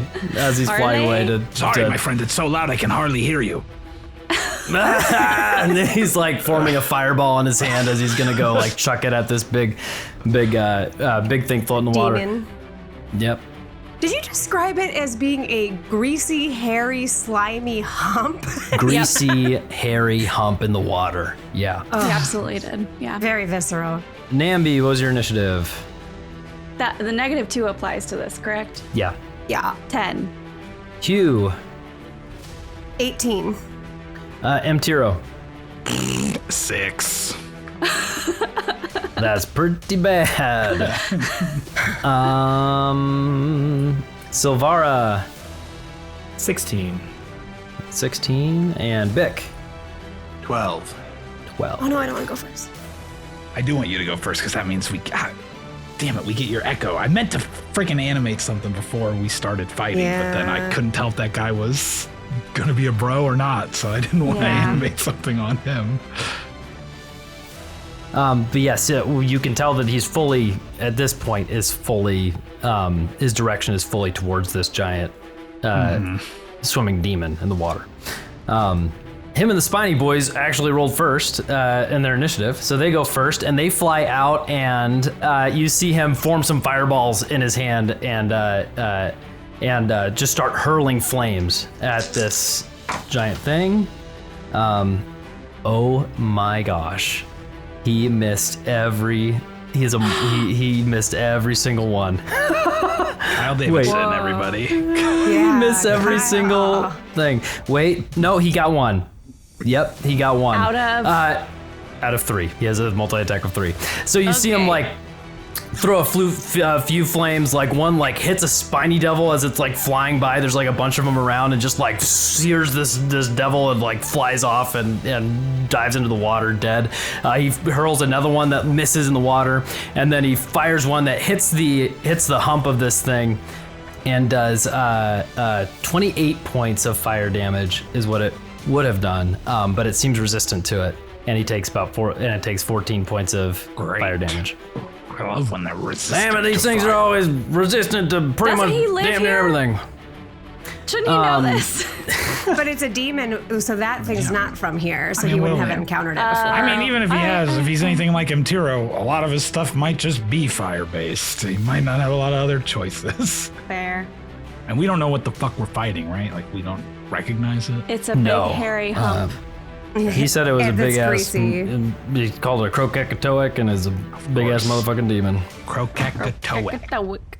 3 of these like flying spine devils. They've got like they're winged creatures, and they're just like everything is like a spine that comes off of them, and they have these like forks in their hand that they go in and stab, and they get it for 22 points. 3 of them go in and get it for 22 points of piercing damage, which is halved, so down to 11. And then this beast, like after taking it's just you like it like goes down into the water, and then you see this like mouth come out of the water and hit the ship and try to attack the ship, and it hits, and this mouth comes out and it's like grabs onto the ship and like bites into the side of the Obsidian Dawn, and all these like tongues around it like start to wrap on around the side, trying to like squirm and like hit people on the top of the deck. Some of the crew move out of the way, but it does its bite attack on the ship for 98 points of piercing damage onto the ship. Crushes it, and just The like ship's got like 10,000 HP though, right? and like just claws through this ship. After it does that, it's still kind of like latched onto the ship at this point. Hugh, you're up. Are we sinking? No, not yet. Okay. So mechanics-wise, am I within, like, is it possible to be within melee while on the ship? It's okay if not, but... Yeah, actually it is, because it's latched on. You can get it. close Everywhere to it. is melee All right these like now. tongues are like flying everywhere. Attack the tongue. You can see these like, these like eyes like open up on top Tongues, throw food at it. Everything tastes terrible. Okay, so the first thing I'm gonna do is manifest my echo. Aw, this is appropriate. I touch the journal, and an ink blob oozes out and forms the body of a Thrycreen. And Thwick is with us. of it. See the form of Thwick and the ink standing next to you with his books, multiple books in his hands. Sylvara calls out, Bick, it's Thwick. Finally. I'll explain it in a second, but don't get your hopes up too much. Sorry. And then I'm going to take the 3 attacks between me and my echo. Oops. So 27, 25, and a 22. Those all hit. Okay. Classic. All above Rare 22. Rare hits. Yeah. Yeah, it never happens. Oh, I don't get the d6s. 39 damage. Magical bludgeoning. Excellent. Not resistant to magical bludgeoning. So, Okay. Pick this monster. so you not swing into resistant it. to what Becca does. What are you, a fool? yeah, you take Bone Crusher, and is it? Did you activate any extra damage for it? I couldn't You this haven't. time because I'd Gotcha. used my bonus You had to action do for that. the echo, so I had to wait for the Crimson Right. You start smashing into it. It's got got fur like all above, and at the tip of its mouth, it's got this big black nose, like a dog's nose at the front. That's just like this like dog's mouth with like all these tongues and giant teeth, and you just smash into the side of its mouth and boop it on the nose one time, and then Aggressive boop. An aggressive. aggressive DM? boop. Yes. For context, compared to Namby, how big is the tooth? great Bigger. This thing in the water, now that it's up on the side of the ship, it is wider than the ship. It is like wider. You don't know how long this thing is, but it is huge. It is wider, maybe just a little bit wider than the ship. Do you mean huge in mechanical Bigger than terms, that. or do you mean No. much bigger than huge? Gargantuan size, Okay. right? It Yeah, is 'cause so Namby's like big. 2.5 feet. With her ears, she's like maybe 4 feet. She little. Yeah, it is So these- so big. Yeah. And She's perfect. yes. Anything else for your turn, Hugh? I think that's it. Yeah.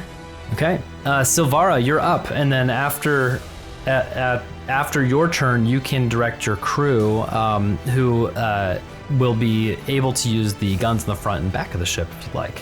So, Okay. Out of curiosity, just mechanics wise, would the crew, like each gun, be two different entities? So if I was going to use a help action, only one of those would get the help action? yes. Or would you be both? Okay. Yeah, Okay, it'd be. And who's up after them in the turn order, just so I know who I can be boosting? So turn order would be Bick, and then Namby, Okay. and then Mtiro. Mtiro just. Okay. She'll just shout out, "We need to talk yet, you spiny devils!" And then she will call out to the crew, "Man the guns!" And looking about, she will have her eyes go dark navy again as she uses her cantrip to cast Mind Sliver on this gargantuan creature. Cool. So I am going to try to slice into its mind. It needs to make an intelligence saving throw. Not intelligent at all. That is a non-natural 1. Ooh, okay. Dirty one. So A dirty 1. it's not a lot of damage. It only takes 5 points of psychic damage, but it has to subtract 1d4 from its next saving throw until the end of my next turn. Nice. That could be So- very nice. Just trying to Okay, so it damage has it a little bit. It's got kind of like a 1, so 1d4. It's got a. Yep. It's got to subtract from its next saving throw. And as a bonus action, I will enact my cunning tactics as the ship's captain and use that to give advantage to the forward gun as they are going to try to turn this massive triple barreled Gatling rotating style cannon on a gimbal towards the main body of the beast. So I'll give them advantage on the attack there. Not amazing, only a 16 to hit with advantage. That will hit. Okay, all right. So that's 4d10. Kyle, in theory, if somebody had a spell that they wanted to cast that has a chance to have no effect on a creature if its intelligence is too low, would you tell that person if their spell was going to be wasted?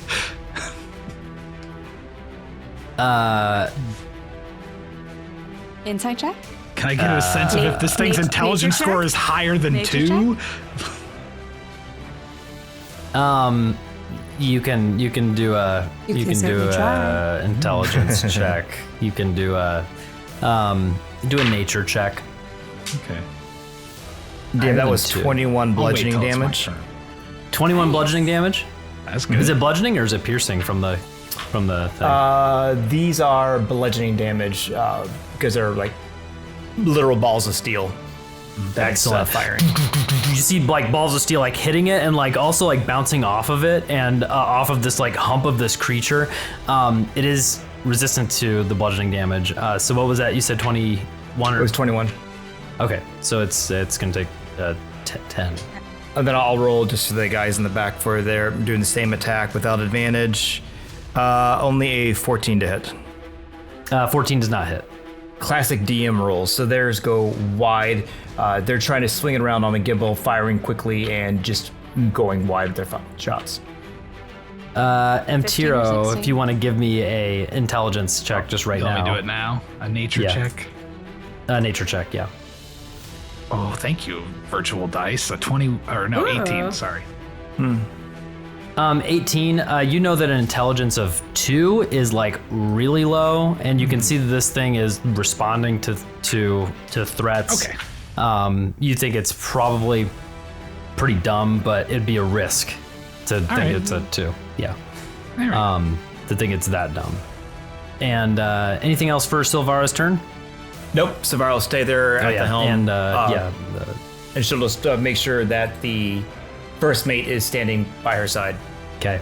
The 2 like Gatling guns are just like firing from both ends of the ship at this point at this giant Krokek. Bick, you're up.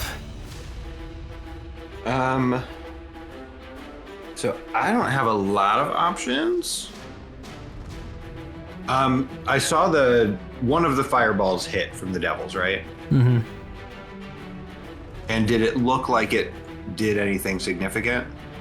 It was you could tell it was resistant to the damage. Was okay. Well, I like how I asked that. I'm still gonna do it. Good to know, though. Good to know. So I'm gonna cast a fireball at it. It's latched onto the ship, right? Like onto the side of it. Yeah. So I'm gonna cast this basically behind what I assume is its head. So it's going to hit into the back of its head, but not ignite. That's my plan. Cool. That's a dex save for it, Fireball. right? Yeah, it looks like dex of 17. Minus Doesn't a it get the D4. -4? Minus the D4. Nice. And clearly it's attached to the ship, so how can it really dodge, right? I mean, Yeah, I would be totally. really should have, like, maybe astounded. Let's do a tavern roll for fun. -1 on the D4, but here's the tavern roll. It's got to be what's the dex save? 17. 17. Okay. It has a 0 modifier to its dexterity, so it's got to hit Good. an 18. It's got to hit an 18. Fails with an 8. And so it's going to take full damage.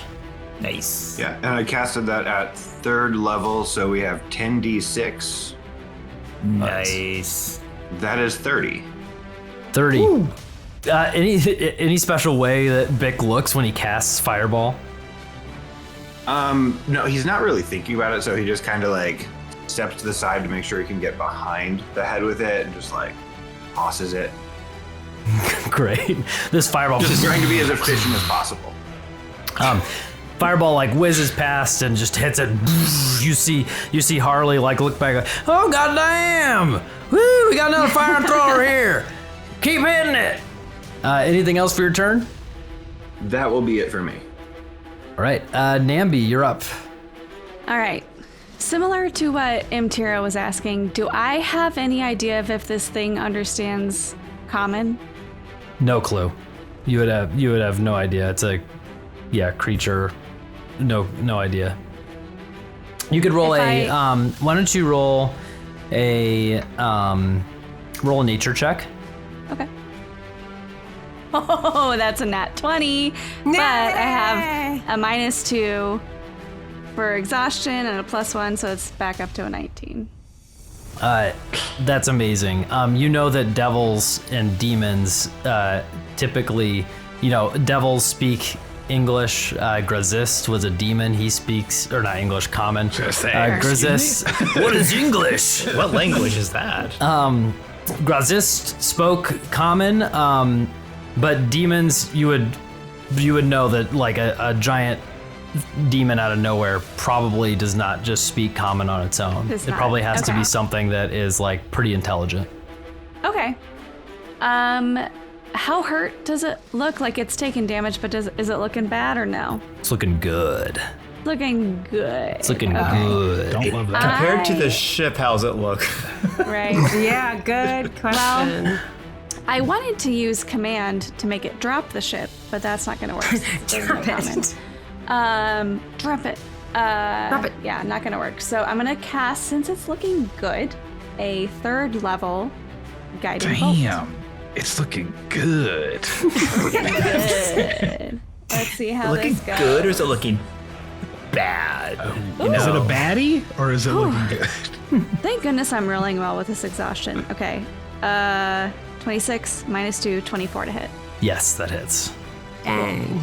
Nice. 6d6. She beefy. Everyone's just busting out their fucking D6s, all the D6s. We're dreaming with D6s. We're damaging with D6s. Okay, and I rolled 2 6s, so 12 plus 3 is 15, plus 3 more d6. 15 plus 6 is 21, plus another 6 is 27. Radiant 27? damage. Yes, radiant damage. You channel that energy from soul, and that radiant damage hits it for that full damage, and it takes the damage as you'd expect. Looks like it takes normal damage, not like extra damage. Doesn't take extra damage. It's taking as much as you It's think. not vulnerable. Okay. Not vulnerable to radiant. Anything else for your Alright. turn, Namby? Am I like in danger of getting hit by like something? Like a tentacle or whatever? No, A tongue. not at all. Tongue. Nope. Alright, cool. The tongues are like wrapping around the ship. They're not. They haven't like actually damaged anybody yet. Or but you're not close to those tongues. Okay. Okay. I will end my turn there. Great. Mtiro. Sick. Mtiro is gonna start staring really intensely at this thing, and like the smoke in the air starts to like form into a really tight, dense ball in front of it, and then explodes in a psychic emanation as he casts synaptic static on the beast, which will require it to make a DC 17 intelligence saving throw, as long as it is not 2 or lower. As long as it's not 2 or If lower. it's a creature that's score of 2 or lower cannot be affected by this spell. okay. Too done to be affected. Yes. Its intelligence is higher than a 2. So Good. so what was the thing that he's got to do? He's got to make because he failed, I assume. He's got to make a DC 17 intelligence saving throw. I'm just assuming. DC this thing can't- 17. Okay. Yeah. That's -2 to his so roll. it has to get like a 19 or a 20 to. Because it's you said Tavern intelligence, roll. right? Yes, intelligence. Okay. Yes. It's got a -2 plus a -2 with the D4. I don't So think that's the D literally. That was just D4 the is just next once. one. The D4 Oh, is it's just only on once? the first one. Yeah. I hate to talk okay. you out Womp. of it Yeah. because I thought it was until his next turn. It was all saving throws. Great. So it has to roll a 19, right? 19. Yeah. So, Yes. Yep. It's got to roll 19. Here's the tavern roll. 7.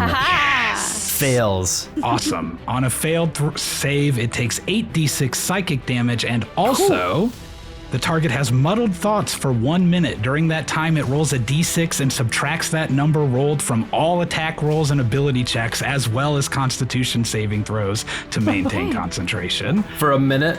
for a minute. You can remake the intelligence saving throw at the end of each of your turn What is to this try spell? to get rid What of is it. this?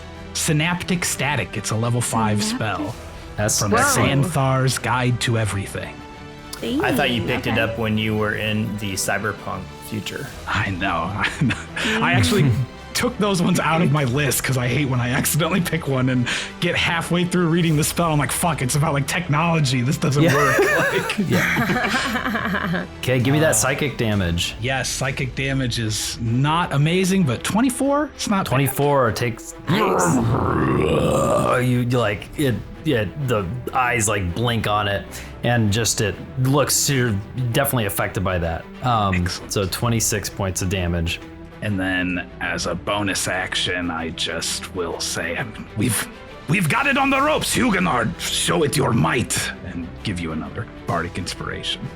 Do Thanks, the thing. Antira. Okay. Do it. We are at the the top, and so Harley's gonna whip some more fireballs at it. And he is gonna hit all 3 this time.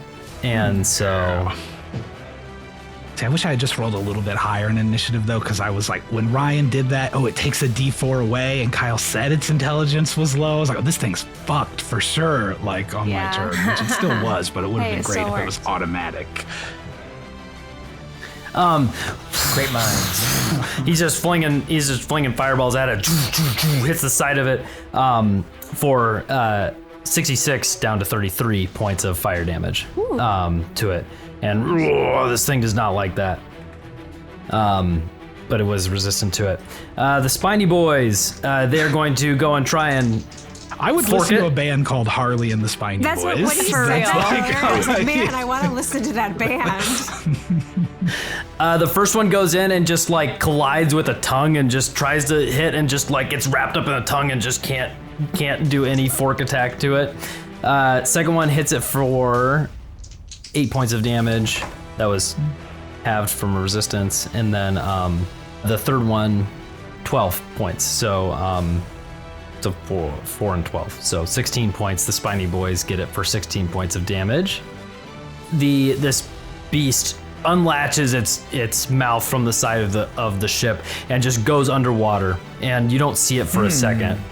Goes underwater for a second. It's like quiet. The waters are quiet. Everyone's like standing, like wondering what's going to happen. And then in front of the ship, you see it rise out of the water, and the entire full body of it crests through the top of the River Styx. You see these massive legs that are like frog legs. This thing looks like a mud skipper. It's got this huge like gullet in front of it. It's like a frog gullet. It crests up into the sky and slams down on the front of the Obsidian Dawn and absolutely crushes. Give me a dexterity saving throw for your guy on the Gatling gun. Ryan, see if he survives. Yeah, it's 10 without a modifier. Yeah, he's crushed. He's dead. As this thing smashes down on the front of the Obsidian Dawn ship, damaging it. The ship lurches forward. Everybody give me a dexterity saving throw. Sylvara cries out, and she goes, "Relic!" Dex save, you said? Yes. Dex save. Don't roll a 5 or less. Okay, Hugh, what'd you get? So originally it was a 3, but I used Indomitable, and it became a nat 20 for a 21. There it is. Okay. That's what we call regression to the mean for Becca, right there. Yes. God bless Indomitable. Namby. I rolled a nat 1. And I have exhaustion, so that's a -2. Oh no. And I do have a Harengon thing called Lucky Footwork, which would let me add a D4, but I don't think that would even help because he said you have to roll above a 5, so that's not possible. Oh no. What's your dex? Oh no. Well, my dex save would be a +2, so technically that brings me back to 0. But even if I get a 4 on a 4, then that's just a 4. Oh, no. Mtiro. Rip. Mtiro's doing great. He got an 18. Not a problem. Okay. Mtiro's very worried about Namby. Bick. 12 for me. Well, it's not very good for Namby, it seems like. If I wasn't exhausted, I could have done it. Maybe. And Maybe. I should have given you the Sylvara. Bardic. Got a 9 for a 16. The ship lurches forward. Hugh, you're able to like reach out and grab something, and so you don't fall prone or anything. You're able to just stay on the ship. The ship is tipped forward. Now it is difficult terrain if you're trying to go up the ship at this point. Down the ship, still normal speed, but now the ship is tipped like this, difficult terrain. Hugh, you're okay. You stayed up. Amtiro and Sylvara, the ship falls forward. You are both knocked prone. Bick, the ship lurches forward and you lose your footing and start to slide, and you slide all the way down close to its mouth. Where it is going to do a bite attack.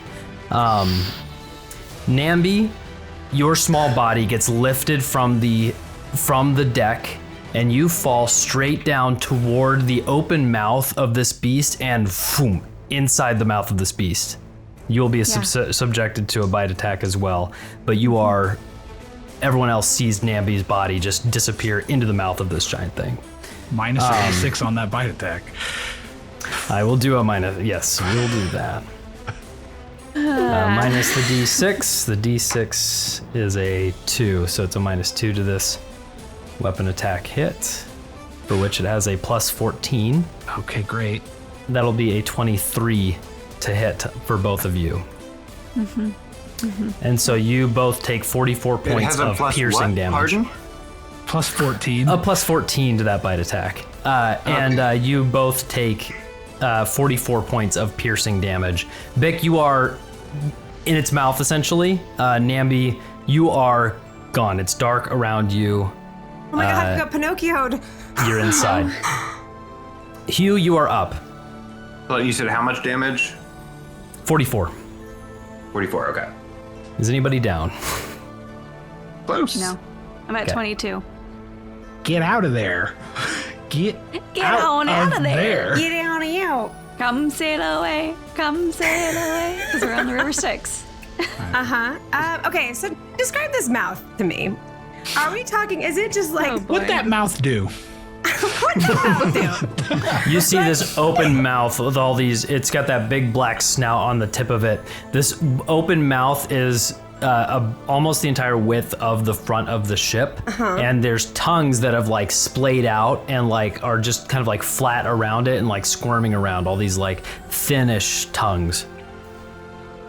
Do I see, if I look down, do I see if I were to hypothetically just let go and dive down into the mouth? I don't endorse this plan fall at into the all. Not a fan of this plan. Because my idea is, is there a passage that I could just free fall down into the mouth, and then in theory throw Namby back up, and I would just basically be in the mouth. Huguenard! I don't know if we can talk right now, but one of us here can make a flying object on their turn that can be large, and I'm sure we would all agree that they would be able to fly Namby out of the mouth, but not I'm you. small. So it would be horrible for you to be the one in there. Trust you don't- me. Hugh, amazing thought. I can't give you any information on whether or not that is going to be a successful or not. You can certainly try. It's wide. I mean, the mouth by itself is 5, 10, 15, 20, 25 to 30 feet wide.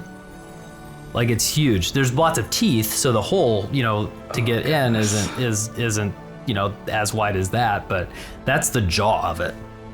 Because then what I was thinking is if I'm in there and my echo's still out here, then we just swap places and I'm back out. Is this dumb? Yes, it is, because the DM basically told me it was.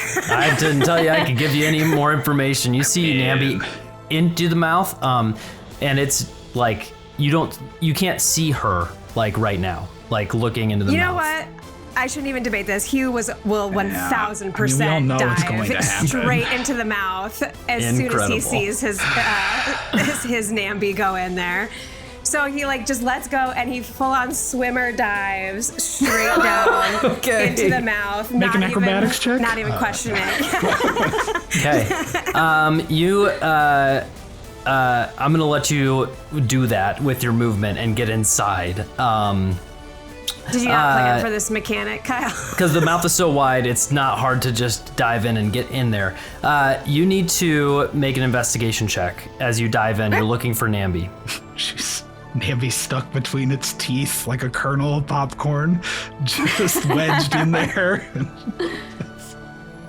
Oh, goodness gracious. Okay. Investigation would be a 24. Damn it, you reach out. You reach out and you grab onto a furry leg. And you grab onto it, and it squirms and claws away from you. And then you reach out again and find another like furry leg, and you keep searching and swimming and searching and finding. And finally, you touch like an ear, and you found Namby. Ow! Okay. I have her. And as you have her in your hand, Who's got you? you've got Namby in your hand. There are things squirming all around you, furry things like all around you. Okay. Okay. Are they also Okay. moist? Oh. Does this thing carry its like babies in its mouth or something? Like, Oh god, this is like fresh water. What the Okay. hell's going on in here? I am going to scoop up Namby and I'm going to try to like climb my way out with my action because I know you said I used my movement already, right? Yes, you can. Yeah, so you can try to climb your way out with an action. It'll be an athletics check. You are swarmed by these creatures around you. This Okay. is incredibly hard. I'm gonna give this a I know. DC of 25 to get out of you've the got a mouth. bardic from me I still still. have my bardic, yeah. And I have a +9 to athletics. You can do this. Can bardic inspiration stack from different bards? Yes. Yeah. Because I would also give bardic inspiration because I'm partially in this mouth, right? But you can't Yes, do it you have to do it on your off turn. turn, though, I don't think. Oh, okay. Yeah. Unfortunately. Okay. It's you give the good vibes though. Yes. I'll take Yeah. that. Giving lots of good vibes here. I already, you said 25, right? Because I got a 16 on the die +9 is a 25, and then I have my bardic. Do I need to use it? If it No, beats, it's a it beats. DC. Yeah, yeah.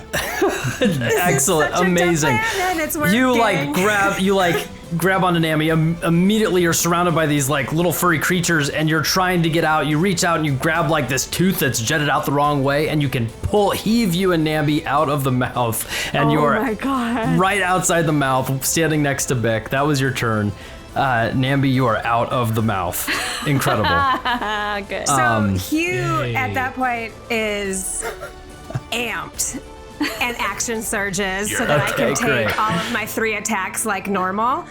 Nice. But I haven't used my Excellent. bonus action yet, so what I'm going to do is on one of the monster's teeth, he slices his hand intentionally on one of the teeth and smears it on his bone crusher and feels something just kind of connect as he looks at Namby, and he activates the Crimson Rite and is going to do radiant damage on behalf of Miss Namby. Heck yeah, that's great. And then I'm going to do my 3 attacks on it. Thank goodness it wasn't a screwdriver this time. I like to use different tools each time. Terrible I'm way really, to try and cut yourself. I really could feel the romance novel vibe of Hugh there. Very Errol Flynn. I could picture, I don't know, your shirt like open, pirate Yeah. diving in with a knife in your mouth. Like, Insane. Very Princess Bride. 29, Yes. 26, and 22 to hit. Yes. Never below a 22 on those rolls. Never below. Well, it helps when you have like a +10 to hitting. Becca laughs at your does- little +14 modifier. It helps Like it when you're matters. too. Do I need to separate out radiant damage versus magical bludgeoning? You do. No, you do not. Not from the magical. Not yeah. magical. No. Nothing. That's 48 damage. 48. Everybody else sees Hugh dive into the mouth and drag Namby out, set her down, and take out Bone Crusher, slicing his hand on the tooth, and Bone Crusher just like lights up with this radiant light, and you just beat the front of this giant beast, and it's like taking these hits. And it's bloodied now. Anything else for your turn? No, but that might be the turn that I am most proud of in like all of D&D. That was incredible. Absolutely insane. Sylvara, you are up and just witnessed a miracle.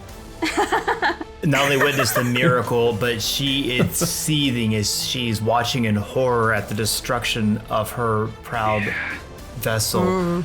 She is thrown the entire deck at what, 45-degree angle? What would you say that angle is that they're at right now? It's close to 45. Okay. Yeah, I mean, it's close to that. It's pretty steep.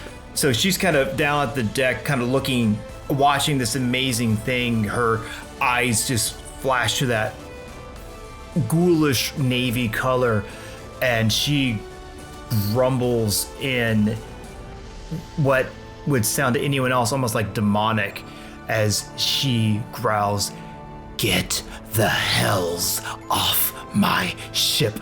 And she casts Ray of Enfeeblement. Ooh. Yeah. So it is a Constitution saving throw. So I'm assuming this thing might have a high Constitution. However, What's the DC? What's the DC is 16. Okay. Don't go for it. Here we go. Probably can't fail, but we'll see. DC is 16. It needs to Yes. roll at least a 4. Oh, shit. It rolls a 9. Oh, would have been Holy so cow. well if it didn't, though. It's okay. So even though it's saved, the target on a successful save has disadvantage on the next attack roll it makes until Cool. the start of my turn. Okay. Nice. Even with the save. That's awesome. Okay. All attack rolls until your next turn? Just the next one. Or the next one? Okay. Yeah. Then, as a bonus action, she will call out to Bick. "We've got it right where we want it. Now get rid of it." And gives you the help action, so your next action has advantage. Nice. Cool. You're next. Yeah. Awesome. Okay. Bick, you are up. And you are right next to it. You are within melee of this thing as you are standing on like a mess of like tongues and in front of its giant gaping open mouth. And Hugh and Namby have just joined you on beside you. I don't love most of this. So I'm like looking into the mouth, but I'm not fully in the mouth, right? Right. Yeah. Correct. You're at the right in front of it. Okay. Only in D&D can that be said and make total sense. How big is the chasm within the mouth? It's big. Is there a specific size you're looking for? Because that would probably help me. Well, understand. so I'm wondering if I can cast a fireball inside of. Yes. Oh, With damaging you the ship. can. Yeah, you definitely can. Okay. What's the radius? You can, but like it's like the mouth is open, but it looks fairly deep in there. What's like the radius of fireball? What's the 20. spread? It's 20 feet. Yeah. You're 1, 2, 3, 4. You're pretty reasonably certain that you can cast a fireball in there.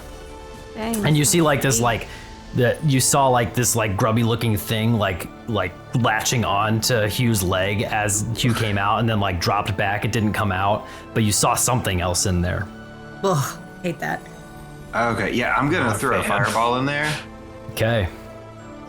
So that'll be Dex 17 save. I don't think it has any disadvantages right now. That only is on a attack roll. Yeah. 3. Fails. Ooh. And as well,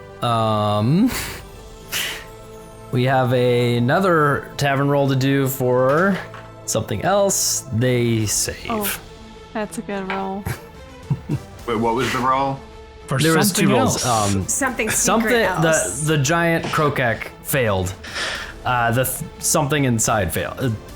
Saved. Passed. But Saved. passed. Yeah, it was a 19 Okay, on but the I die. don't see that other thing. It's just doing its Right. thing. I'm Whatever just- touched yeah. me, probably, maybe. I don't know. It seems like that. Go and roll that damage. All right, so I casted that at 5th level and rolled Nice. horribly. 31. Got Okay. like 4 ones on that. Okay, that's 15 points of damage to the Krokek and 31 Is it points resistant on the inside like the outside? It is. It's made of fire. It's a demon. It's a demon. That makes sense. It eats fire for breakfast. Yeah. It's just a And little indigestion to this thing. And then Namby's these next, guys are- right?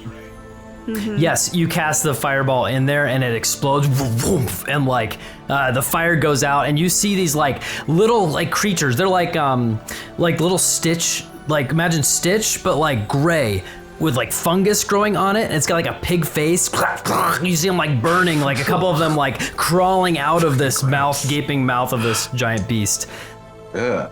And the fire goes out pretty quick on them too, so it looks like they're also resistant, but. Figured. I mean, they're covered in saliva. And demon. So I'll give a bardic inspiration to Namby. Aw, shucks. And just, I give a very hopeful look and like a nervous. Cute.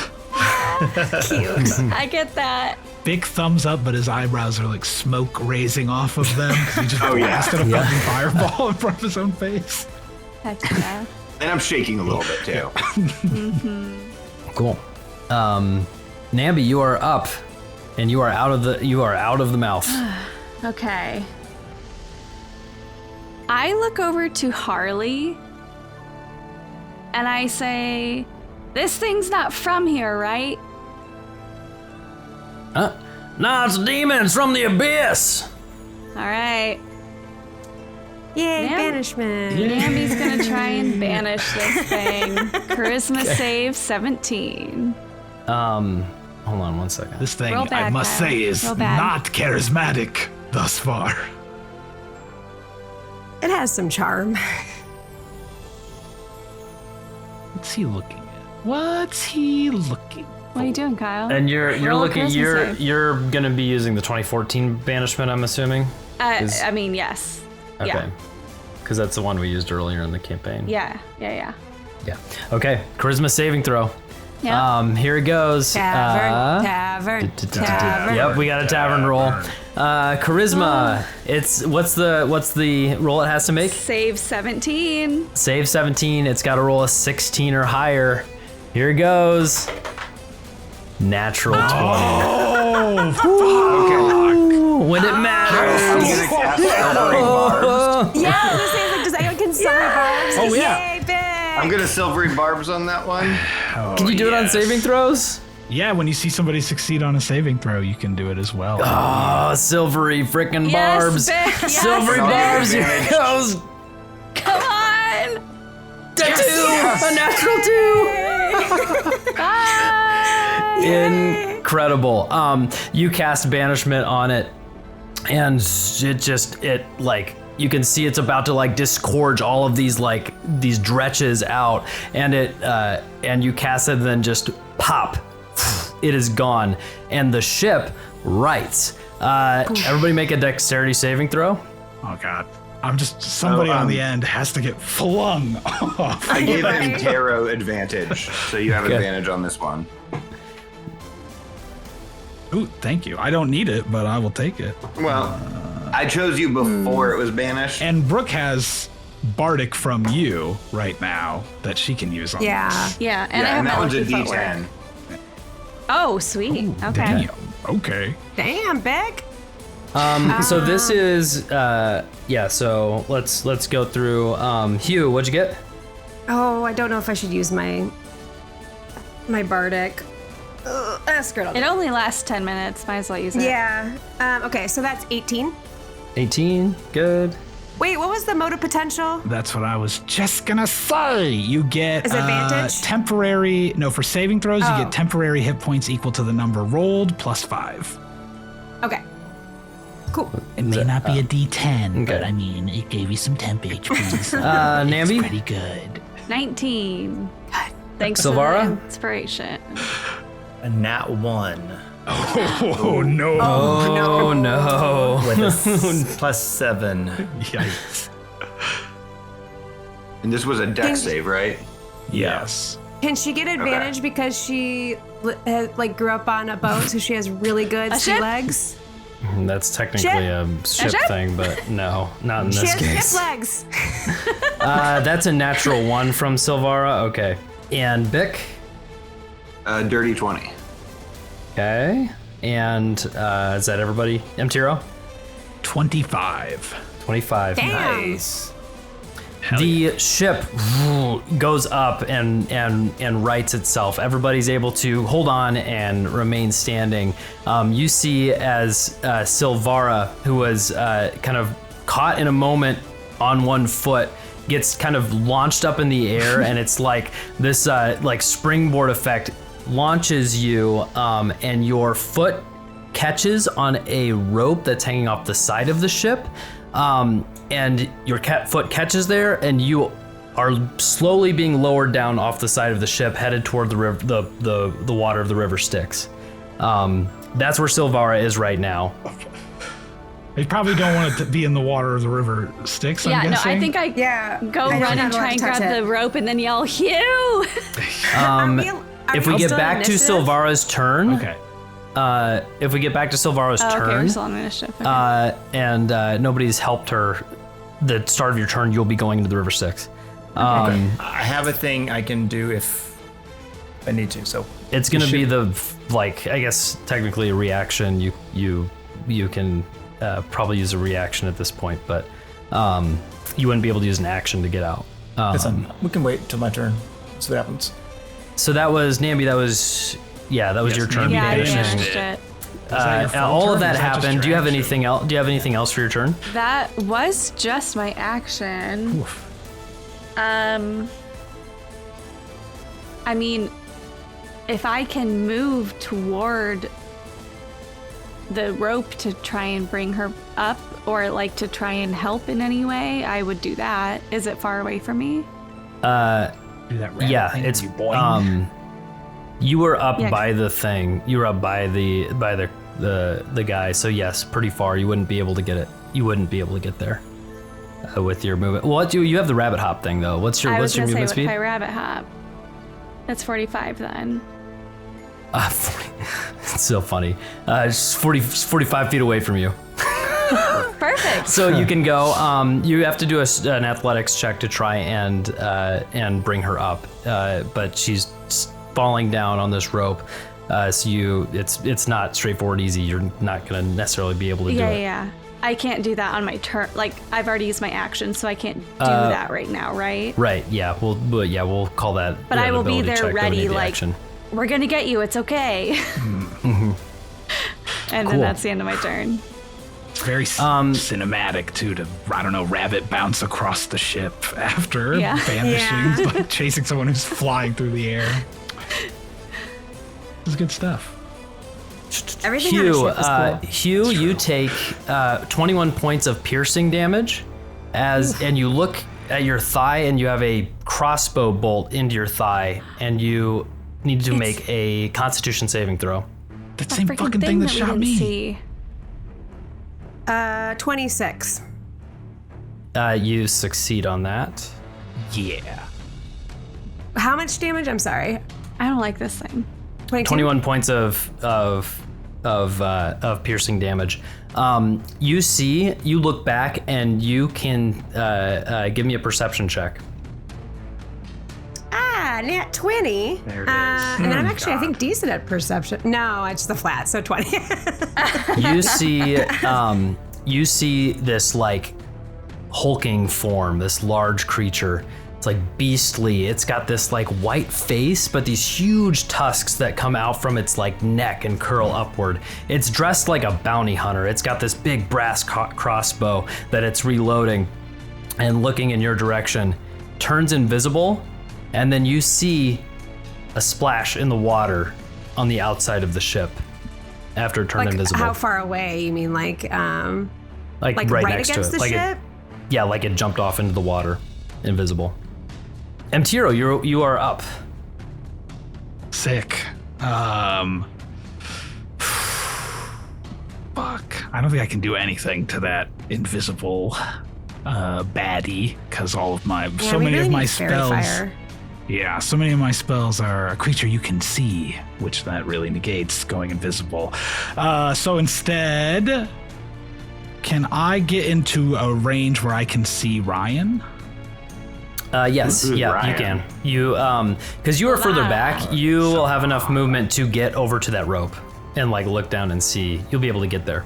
Okay, I'm not strong enough to pick this rope up. I have terrible athletics, but I would like to get there and say it was at this moment that Sylvara revealed their shape-changing capabilities and turned into a bird, and cast polymorph onto Sylvara to turn her into a bird so she can fly away from the water. Incredible. If you're willing. Otherwise, you can make a wisdom saving throw. I'm still going to try to do it to you. No, I might need a wisdom saving throw just to figure out what just happened, how I'm a bird, but I'm all for it. What stat block are you choosing? I didn't even. Well, you can look it up, but what type of bird are you? What level can you do? That's a great question. Yeah, I think it's your level, up to their level, I think. So like it's like their challenge CR10 rating is or what the something. spell says, I feel like. So it has to be something of their, I don't know what level. Don't worry, I got you. Sylvara's level 10. Did you like giant eagle? Yeah, giant I was eagles. thinking Giant like Eagle's a eagle, level like 3. druid stuff. Yeah. Okay. Yeah. We can, because I'm trying to see like what a rock was. But I don't think a rock is I don't think a rock's going to be a level 10 challenge rating. Well, a rock is 11. Here's the thing, though. If you would like to, you think back to birds that you have seen, and you Yes. remember the bird from Zoonopia, the rock, which was not a full rock, but a young rock. And you can turn, and you can, you can turn Sylvara into. All right. Thinking back through the stories, you can turn Sylvara into a young rock, which is better than a giant eagle. All right. And so, Sylvara, you feel your form changing into a massive bird with, huge, just like a huge sized creature that you're turning into. And you flap your wings, and it's like this rock with like these black and red feathers all throughout. And you are, the rope just breaks, trying to hold on to this new giant bird talon. And you are free from that. And so, anything else for your turn? Yes, I say, as it's happening, I say, fly, be free, my friend, and don't panic, it's only temporary, and give you bardic inspiration. So far, you turn into the rock, you're free. Amazing. And that takes us to the top of the turn order. We are out of initiative. The boat settles down, and the spiny devils land all around the ship. The ship is not looking good. You can see that the river is entering the ship in some parts. It's damaged a lot in the front and the side. It is taking on water. It looks like a ton of repairs are going to be needed in order to continue on this ship. Harley lands on the deck and flaps down. Damn, you guys are pretty good fishermen. Wow, very good. As I was asking earlier, who y'all with down here? Can I whisper to Imtiro, our persuasive party member, and say he's gonna be real mad at us if we can't say that we're here for somebody on the River Styx. His brother does the river thing. Yeah, I don't know an answer for him though. I don't know what to say. But then also, Kyle, if you'll allow, I want to know what the hell this thing is that keeps shooting at us. Oh yeah, that's a good from point. afar that we can't see. Yeah. Yeah. Could I also, in the same, I know we're not in initiative, but the same turn, very quickly, whisper that to Imtiro. I want to cast Enhance Ability on myself to give myself advantage on perception checks. And I know this thing is invisible, but I have bomb-ass perception, and I want to see this thing in the water. See if you can find it. Sure, you can. You won't. Yeah, you can. You can look for this thing in the water. Great, I want to do that.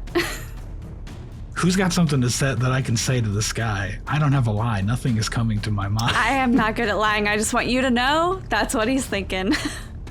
Maybe just lie and say we're with Grit. The one that's dead. Chiselot? Yeah. Namby, give me that perception check. Yeah, I rolled with advantage.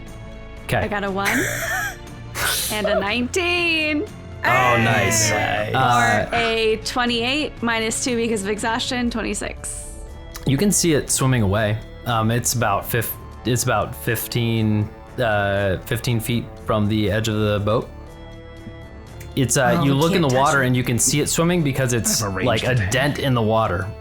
I'm sorry. Like, moving. How far did you say it is from us? 15 from the edge of the boat. 15 feet in the water. It didn't command make it it. very far. To Okay. Go ahead. command is a wisdom save 17. It's got a +6. Passes. Succeeds. Silvery barbs. Silvery barbs, Oh yeah. my Fucking silvery barbs. That. And give advantage to Namby in the same breath. Thank you. What is that? Fails. Can I point it out to Hugh and say, "Get that thing"? Like, can I do that, or like, do I have to go try and grapple it? That's all part of this communication. Sure. DM, as this baby rock or young rock, might stat block be able to like grab onto one of the masts and try to pull the damaged part of the vessel up out of the water to keep it from taking on water? You can, you can try. Yes, go ahead.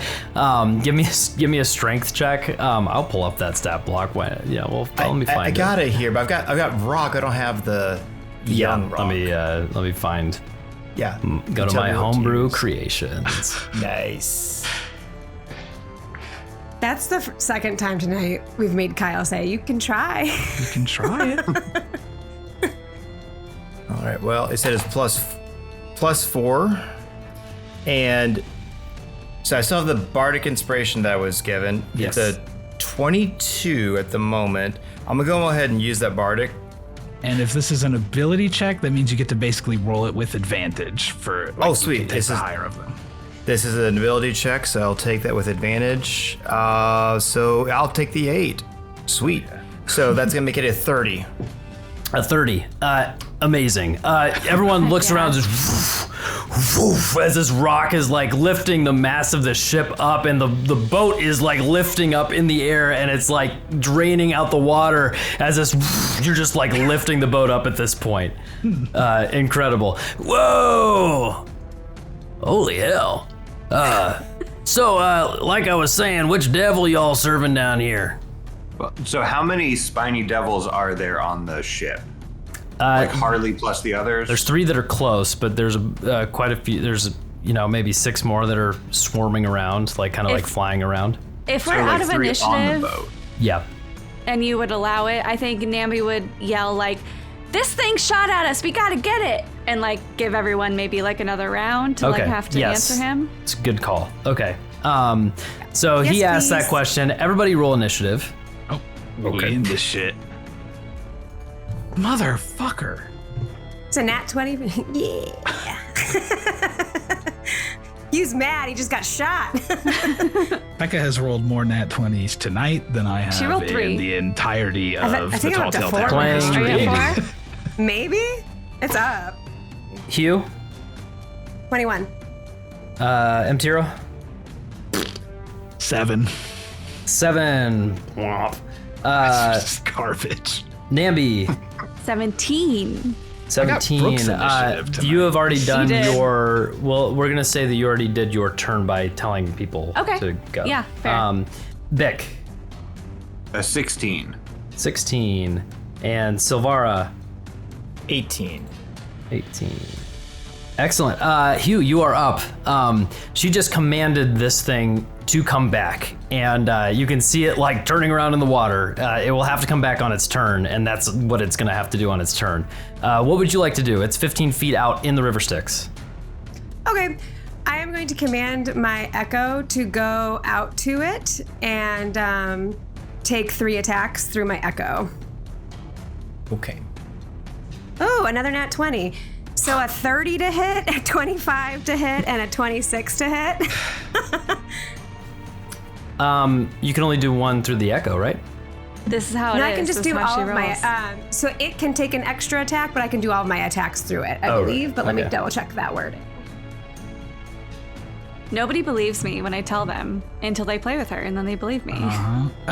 When you take the attack action on your turn, any attack you make with that action can originate from your space or the Echo Thank space. you. Thank you. can I make thought it this was choice there. for I each thought attack. it was there. Okay. Yeah. Thank y'all. Where was that, already? Scott? Does your echo... That's under the manifest echo portion of the rules. There's manifest and then unleash all the way at the incarnation. Bottom. Helpful. Yeah. Thank you. It is immune to all conditions, but it's not immune to an effect. Interesting. Yeah, it's immune to all conditions, but if it can still make saving throws against effects. So Echo splashes down into the River Styx. You need to make a charisma savings. Well, does it have to be down in it? Can't it just be on the guy? How? Does it fly? Does it have a fly speed? It can move in any direction. It says you can command it to move up to 30 feet in any direction. Okay, yeah, never mind. It doesn't have to get into the water. So do some attacks on it. Or I think you already rolled the attacks. Yeah, I got that. It was like a nat 20 for a 30, like a 25 and a 22 or something. I don't remember the other two. Okay, what's the, give me the damage on that. Okay. Does it matter between, because my right is still activated, does it matter between, do you need me to separate radiant versus magical bludgeoning? Hold. I was gonna say, is everything frozen? A lot of buffering. A lot of buffering. No, you can give me all the damage. Okay. Okay. Casual. Yeah, so it hits. It's now totally visible. You see this like just creature that is in the water, totally visible. And Sylvara, you're up, and you are a giant rock bird. Yeah. However, I am also looking at what's happening. I'm going to continue holding up the ship, but I'm wondering if I can still use my strategic mind to still give the help action to somebody as a giant rock. I'm not sure how I don't exactly I would think do that. so, unless you have an ability to communicate through your mind, because you can't speak as the rock. Yeah, as a rock. So she can help by blowing a big gust of wind at just the right moment when someone's going to attack. You could hold an action if you wanted. Well, I have an action that I could do while I'm holding up the ship, if you would allow it. As an action, as a bonus action, I can summon my Tentacle of the Deep. Ooh. Okay. Sure, go ahead. That's cool. Yeah, you can. Hey now. So, as the rocket is flying, holding up the ship, the crew is taking the advantage to rush, and you see repairs are trying to be made. They're pulling out lumber, and they're pulling out the nails and screws and trying to repair what they can. I have my eyes, which are a dark obsidian right now because I'm a rock. They will flash once again that deep, deep navy blue. And I magically summon a spectral tentacle that looks sickly and pale and massive. It's 10 feet long, and it will appear right next to this creature. And I am able to keep it there until I dismiss it or move it about. And I am able to attack with it as soon as I summon it. It's now. Yes. That bitch. Which is now. So as long as the DM has no questions, I'll make an attack roll, and then there are effects if I hit. So it's a +8 to hit. Kyle, do you have any clarifying questions? No. Plus, what was it? The plus what? It's a total of it's a +8, so it's a 14. Did not roll super high. 14 misses. Okay. Well, then nothing happens beyond this massive tentacle just suddenly appears and takes a swipe at this creature, and the tentacle remains. So there's just a tentacle out in the River Styx now. There's a giant-looking, sickly tentacle that, frankly, I'm not sure anybody would know that Sylvara had anything to do with it. It's just this giant, and it just took a swipe. I mean, it kind of fits in. Yeah. Great. Namby, it's your turn, which we are using your turn from before to start the initiative. Harley flies over, is like, whoa, what are we all firing at? What we got in there? What the hell? An Orthon, somebody, you got a bounty on your head? And then he's like, what the hell is that? And he looks at the tentacle in the water and he's gonna throw a fireball at it. Nice. Yeah, fire. What is that in there? A freaking demon or something? And Nice Yeah, it's a demon. freaking Tentacle. demon. rolls a 17 to hit. So the way it reads, I magically summon a spectral tentacle that strikes at your foe. So it's spectral. So I don't So know it's like that Spirit Guardians where you can't. Yeah. Oh yeah, maybe you just can't hit. Okay. You can't hit it. Yeah. So I would So it think just it would hit, but no, like hits the water and just like right, like splashes right there. Oh goddamn! I guess Is I there can't hit area it. of effect with that at all, Kyle? No. I know. That's I It's know. almost like Kyle doesn't want to hurt the other monster with his monster. How dare you? I know Namby didn't get a turn, but if you would allow, and if not, okay. Could she yell like, "No, it's that thing," and like point at the thing? What are you talking about? The Orthon? I don't Orthon, know is that what what it's you're saying? called. That thing. Yeah, it's like it's coming for one of y'all. And Bick, you're up. So I am going to cast Charm Person on Harley and his two buddies. Okay. Oh, okay. What? Okay. So it's a Wisdom save of 17. Don't they know if they Wisdom they- save of 17. if Here's they the pass, tavern they roll. Sure do. Well, 14. He gets a plus 8 to charisma. No. So he saves. silvery barbs. Yeah. If it's Harley, silvery barbs. Is that Harley? 16. So he's saved. Harley saved. And how many of the spiny boys? There were two of them. You said weight, Scott, was there something? No, sorry, I didn't. I thought Brian's AC was higher than 16, but that's mine. Mine is No, it's 17. Yeah, 17. Oh, right? he fails Yeah, then. there I we thought go. it was That's what 16. Okay. Yes. Okay. That's what I was confused too. I was going to say mine's. I was like, am I I'm just thinking sorry. of mine? I heard 16. Harley fails. So he is charmed, and all of his spiny devils are charmed as well. Good. What's your plan with that? And I'm just gonna say, Harley, that fishing that we did, that was amazing, right? Like, was that not one of the best fishing trips you've been on? Hell yeah. It was sick. But we didn't get the fish. Don't know where the hell it went. Oh, it happens sometimes, though, you know. Right. But yeah, that was cool. You guys got a nice little outfit here. If you wanna, we get to the docks. You know, we talk to my brother. Well, actually, I got him coming now, and you can see off in the distance Pit Fiend with big mace, fiery mace, heading your direction. There he is right now. We can ask him if we can get this thing all outfitted and get you some harpoons on this thing. You know, actually get some good river fishing, get some good river demons. I think Pit Fiend is bad. I think Pit Fiend is bad. It's usually not good. You see it doesn't flying in seem this good. direction. What else do you talk to him? And he is charmed at this point? Yeah. So can you help us deal with this, whatever this bounty hunter is? Because Huh? we just don't need this right now. Well, I got nothing against him. I don't know. He's after something. You know, I don't really like to get in the business of other devils out here, and he's usually hired by something or other, and I can't really be stepping on any toes out here, so can't really get involved in that sort of thing. I wonder if it's because we stole diamonds. We are thieves. Yes. that's We are true. thieves. We stole from the dead. Yeah, we looted bodies. But I'm talking to my brother about getting us all set up with some fancy stuff on this ship. Can you tell him we're already set up enough, and just to hold off while we kind of deal with this situation over here? No, sure, yeah, I'll tell him whatever you want. You're a We nice should guy. just keep sailing. Real nice guy. Yeah, we can get this ship all figured out, all set up. Anything else for your turn? No, that's gonna be it. Okay. Turn. Mtiro, you're up. Turn. We got Okay. this, guys. Oh wait, sorry. I'm sorry. Where's the?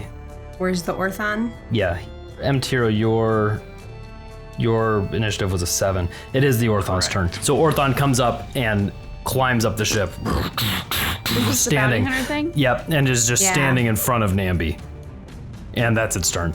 Amtiro, you are up. This thing's on the ship following your now. orders, girl. What's it look like again? Like, can you describe it a bit more? This orthon? Big hulking beast, large creature, giant tusks like coming out of its neck and curling upward. It's got this like Out of the neck? But, yeah, it's like out of his neck, and it's got like these like spikes on its head. It's wearing you can see that its like white face is a bone like mask that's like pressed up against it. You can see its eyes go through. Dressed like a bounty hunter. I mean, like he's got a big crossbow, almost like he's wearing like Chewbacca like clothes, right? Is what he almost it's almost like that look. But he's just standing right in front of Namby. Looks real happy, right? Yes, very happy. Bite his head off, Rock. Amtiro, you are up. Sick. Okay. I'm guessing I don't want to drop concentration on the polymorph if you're holding the ship up right now, because that might have a pretty bad effect. So I need to maintain that. Somebody may have done exactly what I was going to do on my turn. Charming him? Yes. How far away is the Pit Fiend? Hopefully 30 feet. I know. I really hope he's within 30 feet. Or maybe much He's farther. 60 Yeah, feet much away. further. Yeah. I need him close. Oh, he's though. so close. Oh, no. That's the problem. He is 60 feet away. 60 feet is exactly the wrong distance, Kyle. Yeah, I know. It sucks. Too It's the far, worst distance you and could yet not pick. far enough. I know he'll get here on his turn now, but I can't get to him. That's the worst. Can I just Well, could you tie prep up the the action? freaking... I don't know. Can you hold an action to cast a spell? Yeah. It's Well, just you can a ready- DM. Yeah, You can ready a call spell. use You can the ready a spell. slot, right? But you have to, if the exact conditions of your held action don't occur, then the spell fizzles and you lose it and you still spend the spell slot. Okay. So you just have to specify like As you're gonna soon do. as the Right. Pit Fiend is within 30 feet of me, I want to cast Charm Monster on the Pit Fiend. Okay, great. So yes, I will do that. I'll hold that. And I've already given Hugh a Bardic, right? Yeah, I used it though. I thought I gave you another one. But I'll wait, you used it in the attacks on it, maybe? Oh, had you given me one since then? I used I the last one I honestly can't used remember. during one of the deck saves when the boat Well, righted you know what? itself. Well, just to be safe, you get another one. Huguenard, use your strength to subdue this monstrosity. You get one. And that will be it for Imtiro's turn then, for now. Okay. This Pit Fiend flies to you. As you can see it, it's got these horns that go out and like curl up. Huge, body. He's a large-sized creature. Mace in its hand, flaming. It's absolutely on fire. Flies in and thud, lands on the deck, and it is like the scariest looking thing. Like this is the devil of all devils right here. Pit Fiend looking at you, covered in grease. Like he's got like tons of grease on his Mechanics body. grease? Yeah, and he's got like this hot coal in his mouth. That's just like a hot coal that he's just swishing around. And It's and like devil chewing chop. what do we got here? Well, if he's within 30 feet of me, he's got Charm Monster cast on him. Go ahead. Yeah. All right. So he's got to do a charisma saving throw. Wisdom 17 saving throw. Okay. He's got a plus 10. Ooh. He rolls a natural one. He uses legendary resistance. Let's go. I think silvery barbs are probably. I don't think I can what is barbs a legendary legendary resistance? resistance. Yeah. 'Cause he did Spell hits it fail.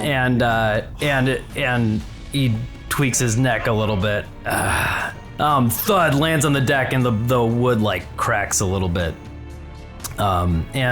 He sees the Orthon there. He sees everything and doesn't immediately attack as Harley's got this big like smile on his face. But you can tell he's taking this all in.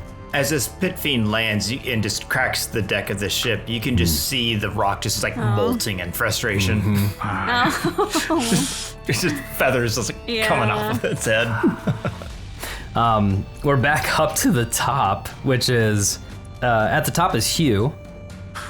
Is it bad to wail on this Orthon in front of this Pit Fiend? I don't think so, right? It's all kind of like We've already attacked it in front of it. It didn't care. Can we just tie him up? in front of the pit fiend? Fine. Yeah, well, in front of the brother of the pit fiend. That's true. Okay, I'm gonna pull Does my it break echo whatever back. charm you have on him if you starts beating the shit out of it?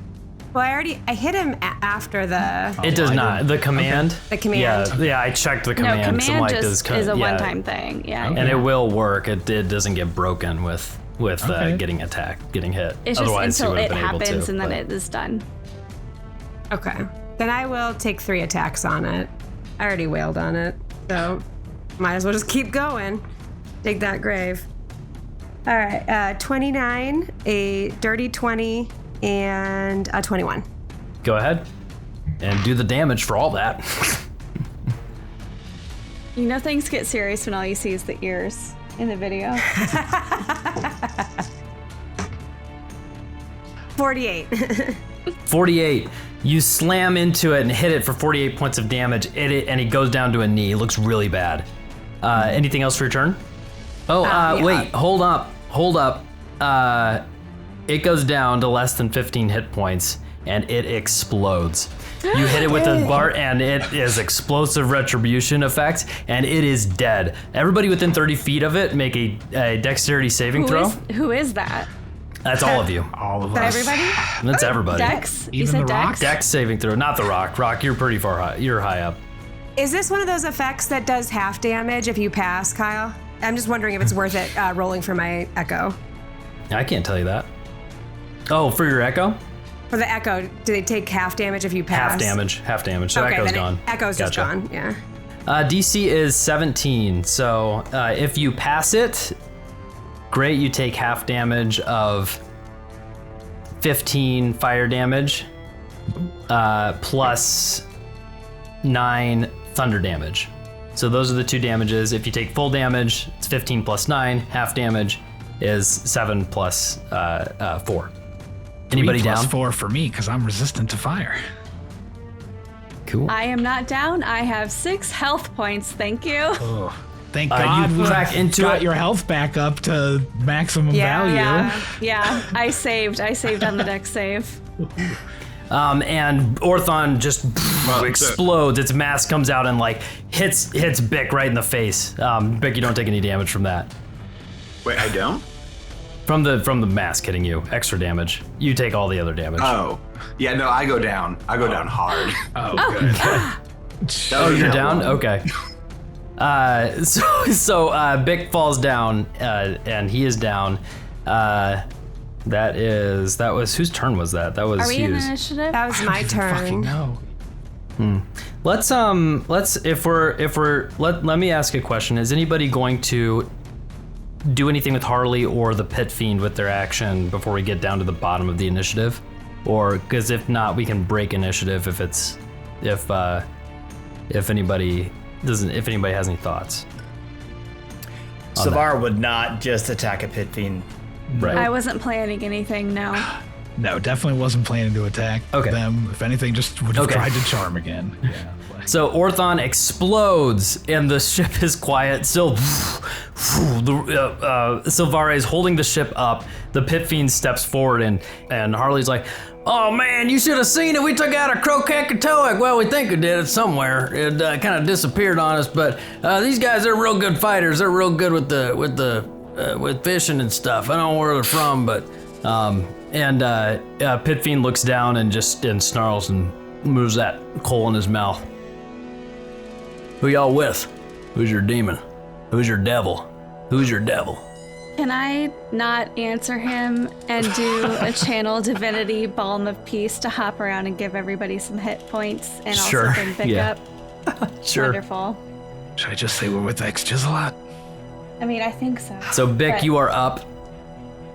Who's gonna speak? I'm Tiro. Everyone gets 10 hit points. Oh, I'm actually pretty persuasive. But My friend, sorry, we are here on behalf of X-Chiselot. We were guests of his party, fleeing an attack. Oh, all right. And Harley's like, "Oh yeah, I know X a lot. He's helping you out. Give me a persuasion or deception check with advantage." All right. Take that.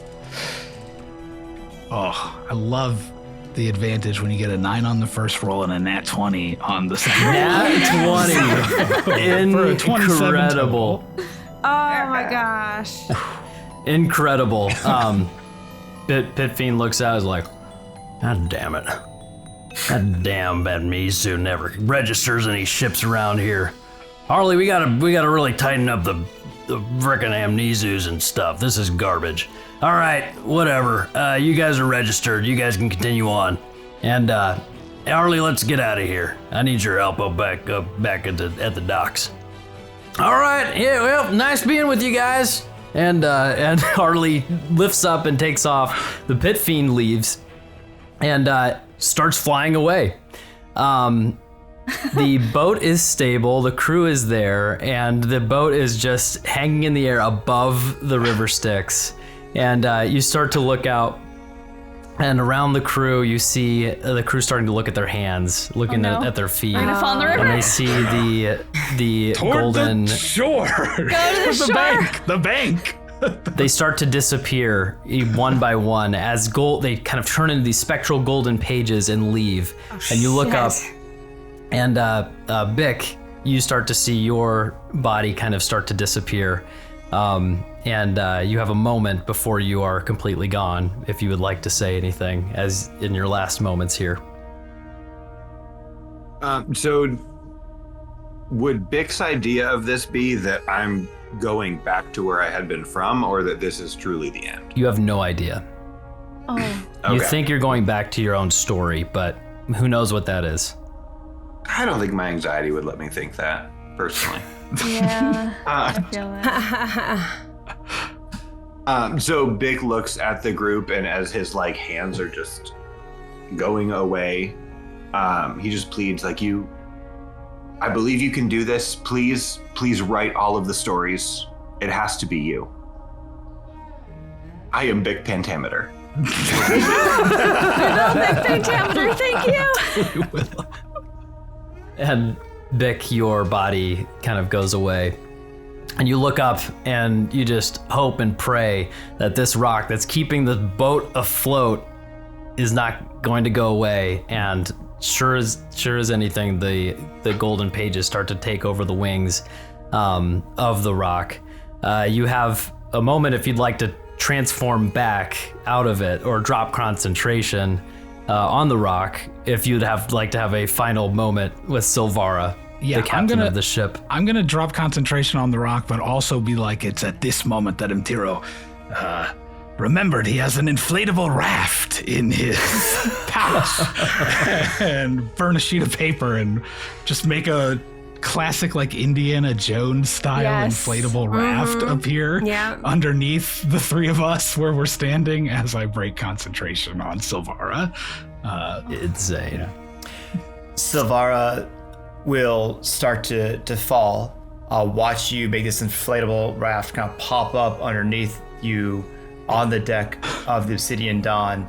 DM, is the Obsidian Dawn also starting to have the same pages floating across it? No. Okay. Oh, okay. So I will, as she starts to fall, she'll misty step, poof, down right in front of you three, her body starting to just flutter away into the pages. And she'll smile and say, "It's never the end. The old ones will still be there for us." And with that, her eyes flash navy blue one last time as she blows away in the wind. Namby reaches out a hand and just tries to... She doesn't have time to say anything, but she just makes eye contact with you in a significant There's way. a little connection. Yes. Yeah, absolutely. Yeah. And do you tell There her was a nothing connection. matters? Nothing matters, but that kind of means Nothing everything ever matters in a matters. weird way. Don't worry, So, your life didn't you get matter. Everything sucks. No, it's you guys are taking the wrong point from it. Nothing matters, but that means that everything matters. It's just she gets it. She gets it. Amazing. Sylvara, you see as your body becomes the golden pages and goes away.